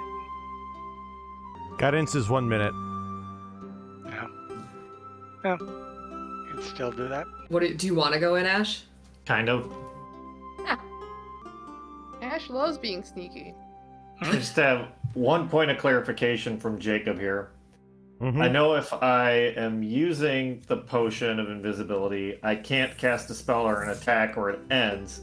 But if I cast Pass Without Trace before I drink the potion, and I'm just maintaining concentration, does that work? That would work, yes. Okay. Alright. If we think that's the best way to go. Yeah. I want to try it. Honestly, I'm not sure what the best way to go is, but that's kind of like one of the only ideas I have as well. What else is new that I don't know what the best way to go? Yeah. And I mean, I'll just have to keep an eye on time and make sure I'm not in there too long. Alright. Just don't get so deep in that you can't get out. I know. Is there any, like, public park or, like, a cafe or something we could sit at inconspicuously near the governor's base that we could, like, hang out near-ish to Ash, at least? There is not a park, but there is the Uptown Market, Great. We which will is be right next to the governor's complex. quietly walking around the market. Yeah. I could have a telepathic connection with Ash for 6 minutes. That's maybe worth it. I'll cast aid at, let's go 3rd level. Does that sound alright to you if I make a telepathic connection to you, Ash? Sure. Alright. I'll plan on doing that right before he drinks the potion then. And he'll have 10 extra hit points from the aid, and so will Ori and Mari. Cool. Oh, thanks. Do you want bless too? I can give you bless for a minute. No, I don't know if that's long enough to make a big difference. Ooh, I could do protection from good and evil for 10 minutes. Sure. I don't think you'll probably run into any aberrations, celestials, elements, fae, fiends, or undead, but it can't hurt. I mean, if it is a We've been mind... running into some fiends recently. I mean, if it's an intellect devourer with the governor, who knows if there's more around. Yeah. Alright, so I'll do that. Then I can feel like I did something useful. I think you did, potentially. Well, and right before I head off, I'm gonna cast Pass Without Trace on myself, and then I'm gonna drink the Potion of Invisibility. Before you do that, let's move over towards the governor's complex's map. Okay. So looking at the complex, looking around it, you do spot a couple doors over on the east side. You do see a large door for what's likely for carriages. You'll see a couple other doors which look to enter into the large 3-story building rising up from the area. Apart from that, there is still the 12-foot tall wall surrounding it. And over next to where you are, you might be able to climb over it. Well, lucky for me, I believe I have a grappling hook. Will the grappling hook be invisible? Because your equipment goes invisible, so as long as you're holding it, probably will be okay, right? Ooh, do you want to borrow my so. boots? Ooh! Can I on attune, and he can attune, and then I can get him back. Well, that would I think take an hour. That would take a 2 while. hours. No, it's not. Or an That's hour. fine. I Maybe could we also should use just them try for... I could also just try the doors too. I do have thieves' tools if they're locked. Or we will Feels- create the psychic bond, telepathic connection right before Ash drinks the potion. And be like, I'll try not to bother you, but just let me know if any trouble happens in the first 6 minutes. Sure, will do. All right, No. let's go crazy. Glug glug glug. Feels like one of our less smart moves. I'm so helpless and so full of blood. that was better than this. This is a great plan. So, for a minute, if you try and do anything, you've got a little booster. All right. And are you casting protection from good and evil on him too? Yes. Okay. With guidance, aid, protection from good and evil, pass without trace, and invisibility from the potion, where on this complex would Ash like to enter in? Well, I'm just gonna go over to the door over here and just first see if it's unlocked. Moving over to that door, you see the door is locked. Okay, can I try to pick the lock with my thieves' tools? Yes, you can. 25. 25 is enough. The door is now unlocked. Okay, I want to just quick listen to see if I can hear anybody on the other side of the door. Okay, make a perception check. 25. Listening in, you do think you hear the sound of one person inside. Okay, I want to kind of just slowly open the door and kind of peek my head in to see if I see anybody. Make a stealth check with advantage. Okay. 39? Plus 10, right? Yeah, so 39. Yes. Ash very slowly and quietly opens up the door to look in, and he sees a large maroon carpet lining the floor of this large entryway lit by a giant chandelier. He also sees a Kingsman who is sitting down on a chair looking very bored as he's currently looking off away from the cracked open door. Okay, I want to slide through the door very carefully. Kind of just hug the inner wall and get over to this door. I assume it's a door on this side. Yes, that is a door. Is it unlocked? That door is locked. Okay. Yeah, let's try thieves' tools on it. Where's it going? Ori whispers in your mind. 10. Well, you've Unfortunately, you are unable to unlock that door. Is it within the 10 minutes, or within the 1 minute for the guidance? got guidance. Unfortunately, no, not for guidance. Does the guard look like he's got any keys, like around a belt or anything? Oh my! Make a perception check. 12. You do not see any keys on him, no. Okay. I'm gonna go check the other door. That door is unlocked. Can I hear anything on the other side of that one? Make a perception check. Nice. At 20. You hear the sound of two people talking. Okay. I'm gonna slowly open the door and see what I can see. Making their stealth check with advantage. 38. Slowly opening up that door, Ash sees the door opens up into a foyer with several other doors and a staircase leading upstairs to the second floor. He also sees two Kingsmen who are talking to each other about the weather. Yeah, I heard it's gonna be heating up even more. Rumor has it we're supposed to get one of the hottest summers on record. Oh, where'd you hear that? Jim told me his grandmother's wizard, basically, able to check the weather. Oh, she's a wizard, huh? Well, I mean, that's what he said. I mean, I don't think she's actually a wizard, but, you know, I mean, she apparently has, like, those old bones that let you sense the weather and all that jazz. Okay, so based on my knowledge of, I guess, seeing rich people's houses and whatnot, would it be safe to assume that most likely any sort of office or study area would be upstairs and not on the main level?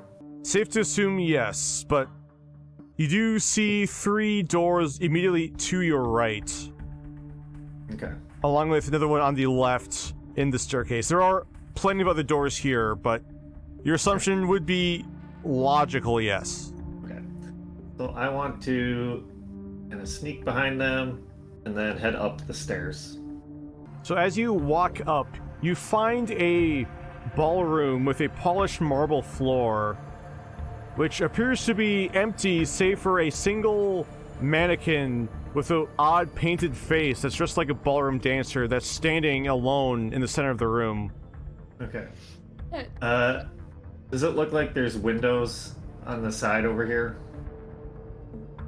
Actually, looking around, you see there are tapestries and floor-to-ceiling mirrors Okay. wrapping around the entire area, but you do see a few doors around on the walls. Okay. Well, I'm gonna just keep going up the stairs. Let's go to level 3. As you move up on the staircase, you reach the 3rd floor, and as you do, you see 2 doors, one on the right and one on the left. Okay. I want to listen to the door on the right, see if I hear anything. Right, make a perception check. 11. Listening in, you do hear the sound of someone humming to herself. Okay. And then I'm gonna go to the other door and listen over there as well. Make another perception check. 17. You do not hear anything behind that door. Okay. Is this door locked? That door is locked, yes. Well, I'm gonna try to unlock it. 13. Unfortunately, 13 is not enough to unlock that door. Alright. I'm gonna go back to the other door. Is this one locked? That door is unlocked. Okay. I want to sneak it open and see if I can see who's in there. Okay, make a stealth check. This is advantage. Yep. 37. Inside that room, Ash sees there are large overstuffed chairs and couches, and along with a wine bar over on the far south slanted wall that's lining around the outside. He sees there is an elven woman with long black hair that's braided behind her, wearing a very fine-looking gold and green dress, who appears to be sitting on one of the chairs reading a book. Okay. I'm gonna go over here to this other door. I want to knock on the door real quick and then just sneak down the stairs a little bit. Just want to make a little bit of noise, then kind of duck away. Make a deception check. Hey! Nat 20. Ash loudly knocks on the door, then ducks down the stairs. After a short moment, he sees the elf step out of the room before looking down the stairs, then walking over to the room, pulling out a key that's on a large ring with many other keys. She'll unlock the door before stepping in. Can I stealthily follow her into the room? Yes, you can. And as you step in and follow her, you see she's entered into a large playroom with several dolls and other toys littered about the floor. She'll sigh and say, "Oh, where is he?" Before moving over towards the second door and entering in. I'm just gonna kind of keep on following a little bit behind. As you look in, you see there's a children's bedroom here with a single rather large bed, but you can tell from the bright colored sheets and more toys littered about that is definitely a kid's bedroom. The elf will look around and sigh before looking into both of the closets down here. Are you hiding in this closet? Are you hiding in this closet? Where is that little bugger? Okay, so, yeah. So it seems like this level might just be bedrooms. You did notice there were 2 other doors in the sitting room over here. Okay. Yeah, let's go for it. I'll try to sneak in and check the door to see if it's unlocked. Right, make another perception check. Sorry, not a perception. Oh, yeah, sure. And also stealth. 30 for stealth. 30 is enough. Listening in behind that door, you do not hear anything. Is the door locked? The door is locked, yes. Okay. I'm gonna try to quietly pick the lock. Uh-oh. Make another stealth check. Would say with disadvantage, but you're invisible, so make a straight stealth check. 32. Unfortunately, you were unable to open up that door and unlock it, but thankfully, you still have not alerted the elf who's still sitting in the room. So this is a sitting area. Does the elf look like they might be just like a nanny or something? Make an insight check. Based on them looking for what is probably a child? You think so, but you're not really sure. Okay. Well, I do not want to press my luck up here with people anymore, so I want to sneak back out and then head back down the stairs. Ash heads back down the stairs and sees in the room just north of the ballroom is a large banquet hall with a large wooden dining room table sitting in the center of it. Okay. I want to go in there, and then is this a door over here? That is a door, yes. Okay. I want to go check that door to see if it's unlocked. That door is unlocked. And I want to slowly open it to see if anyone's in there. Oh, I'm sorry, the doors are locked. Oh, locked. Well, then I will pick it. Pick that lock. Here we go. 21. That is a success. And as you open up the door, you find it is a rather large kitchen, which is currently empty. There isn't anyone in there. You see, it is kept very tidy with not too many dishes kept out of place. But you do see a door there as well. I'm gonna go check that door. That door is actually locked on the inside, but unlocking it and opening it up, you find that it leads to a balcony outside. Okay, good to know. So, where on like the outside, like does it like go over the, like if I tried to go out this way, if I needed to escape, would this go over the outside wall, or would it like just take me down? No, let me inside the grounds. give me 1 second and I'll reveal more of the inside on. Make a perception check as you're up there looking out. 13.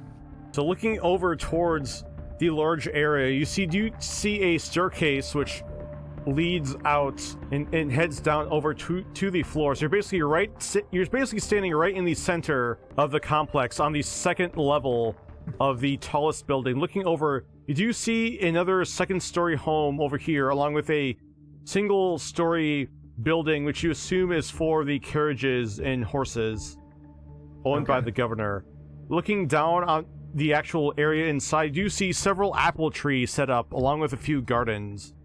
And looking around, you do see a few Kingsmen lingering about. Okay. All right. So yeah, I'm going to, guessing the bedrooms are the top level, then This is the banquet hall and stuff, so maybe the office is on the first level. So I'm gonna sneak back downstairs and slowly come up behind the guards. Quietly and stealthily, as always. Make them a stealth check. 30? You're easily able to walk by them as their argument appears to have turned into almost a shouting match. As they're like, well, how do you know what constitutes a wizard? I mean, just anyone can do magic as a wizard, basically, right? That's not how that works. Well, you can't even cast any magic. All right, and then I want to sneak into this room behind them, and then check this door in the back of the room. Seeking into that room, you see that is the family dining room. Okay, and this door back here, is that locked? Unlocked? That door is unlocked. Okay, want to peek my head inside. Peeking your head inside, you find it is a kitchen. Okay. That is rather busy as you see cooking, and there you do see 3 halflings who are very busy cooking what appears to be a large mix of different dishes and entrees and appetizers for what looks to be a rather large meal for such a small kitchen and small cooking crew. Okay. I want to go to the other side of the room and check this door out. That door is unlocked. As you open it up, you see it appears to be another lounge area with couches and armchairs lining around and a horseshoe with the open end facing the door. Okay. This could be fun. I'm gonna go back kind of to the middle of the room, and then I just kind of want to talk to the 2 Kingsmen standing there and just say, "Are you boys hungry? Come back here for a snack." Make a performance check. 21. Wow. Ash watches as the Kingsmen, still arguing, will walk their way over towards the kitchen, and he will hear one of the halflings yell, "What are you doing in here? Get out! We're busy!" "But you offered us a snack." "What? Of course not! You'll eat with everyone else! Now get out!" Well, as they walk by, I want to run up like the door on the side that they were kind of guarding and check that out. Make a perception check. Okay. 10. You're not quite able to hear anything from those 3 doors. Okay. Are any of the doors unlocked? So the top door is locked, but the other 2 are unlocked.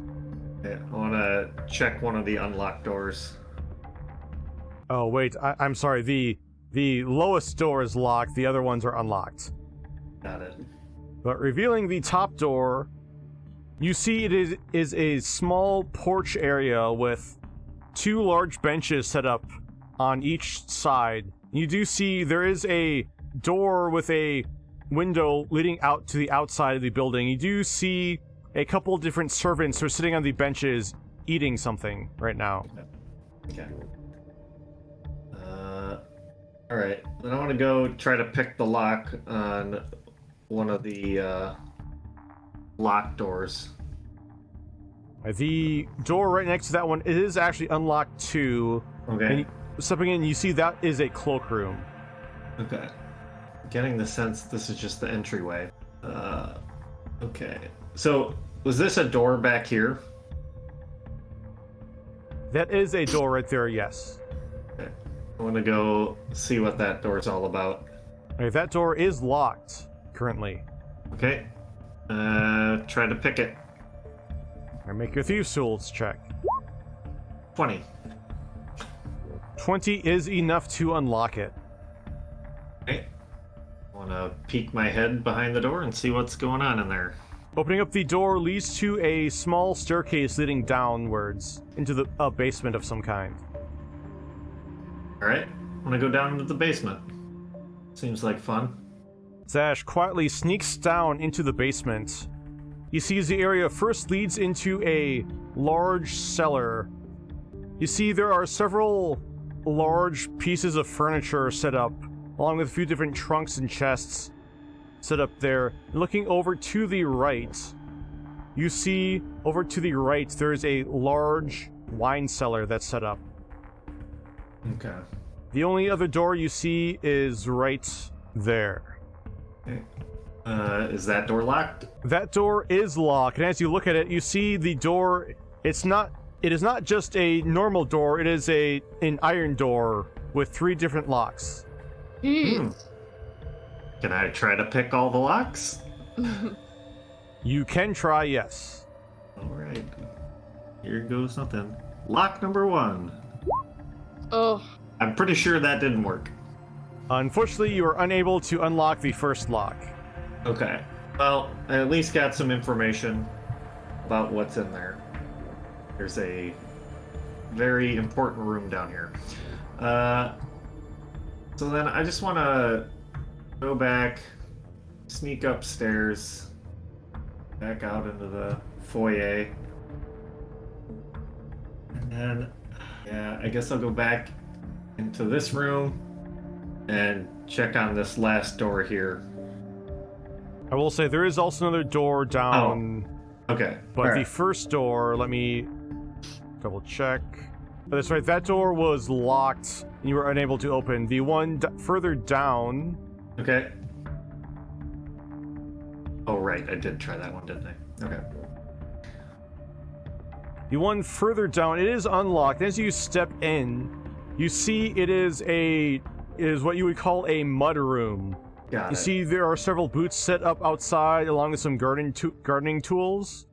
The designated room to take off your dirty garden wear and dirty shoes before putting on something more presentable and upper class for the high-end manner. Okay.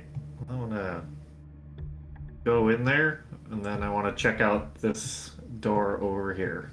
That door is locked. And I'm going to try to pick it. 17? 17 is enough, and as you open up that door, you see it leads into a large library. Okay.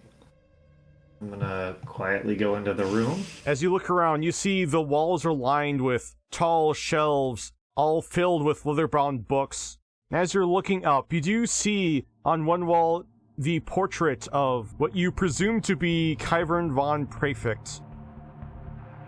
Okay. As the portrait depicts a tall and very proud-looking bronze dragonborn. Ooh, he's a dragonborn. Okay, good to know.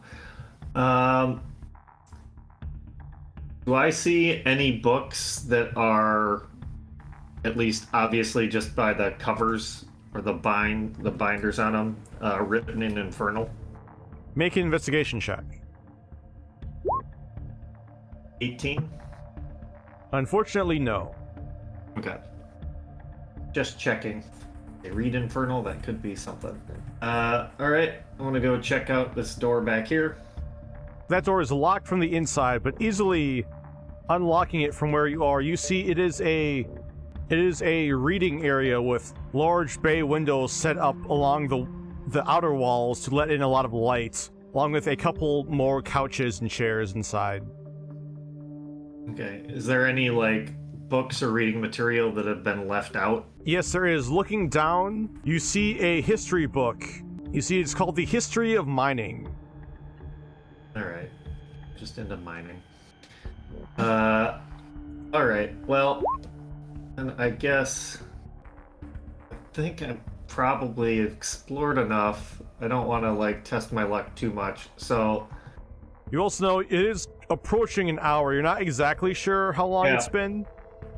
Yeah, so I'm just gonna knock on the inside of this door to make a noise, and then I want to sneak back around through the mudroom and then back out the front is my plan.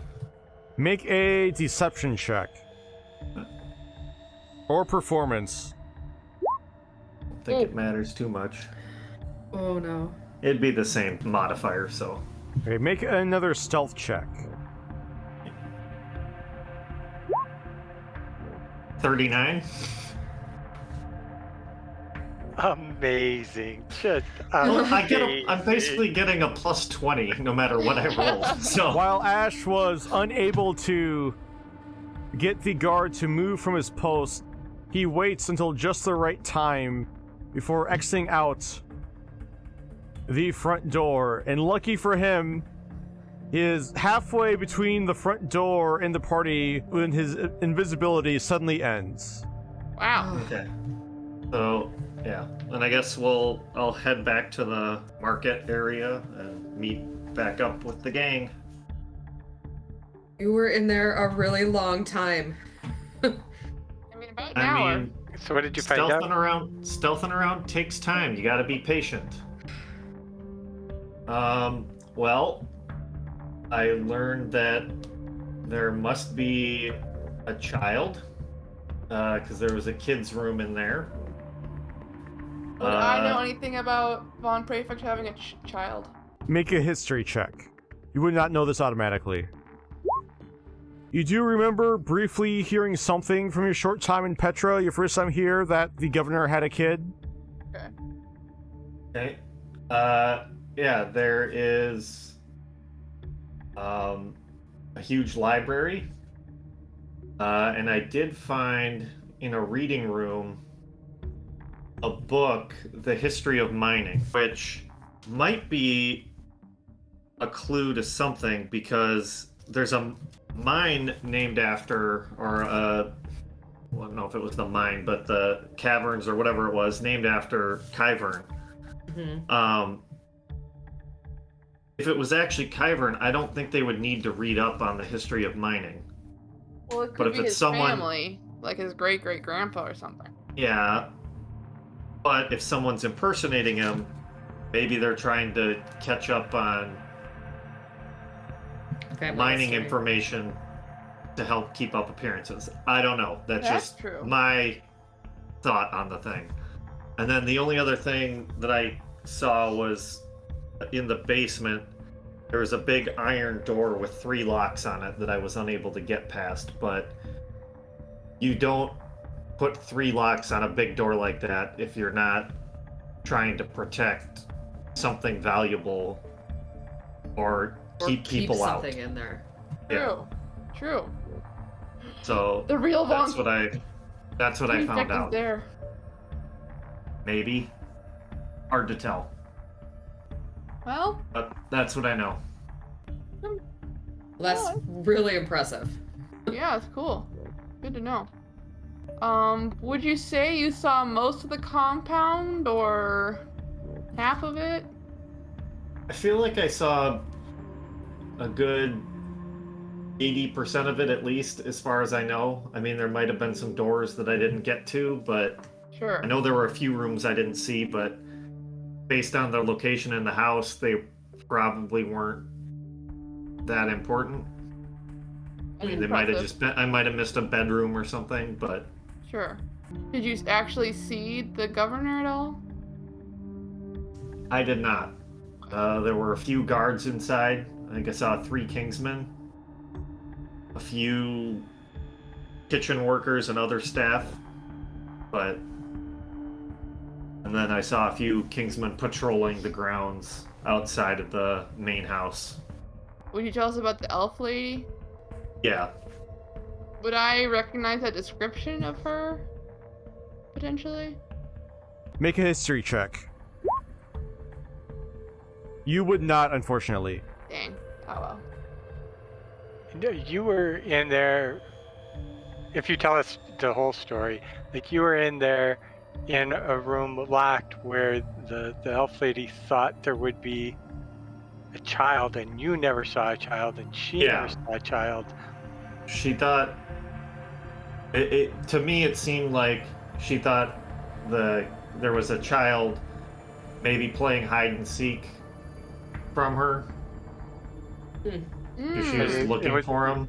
But it was behind a set of locked doors, and you went in there, and there was no child in there.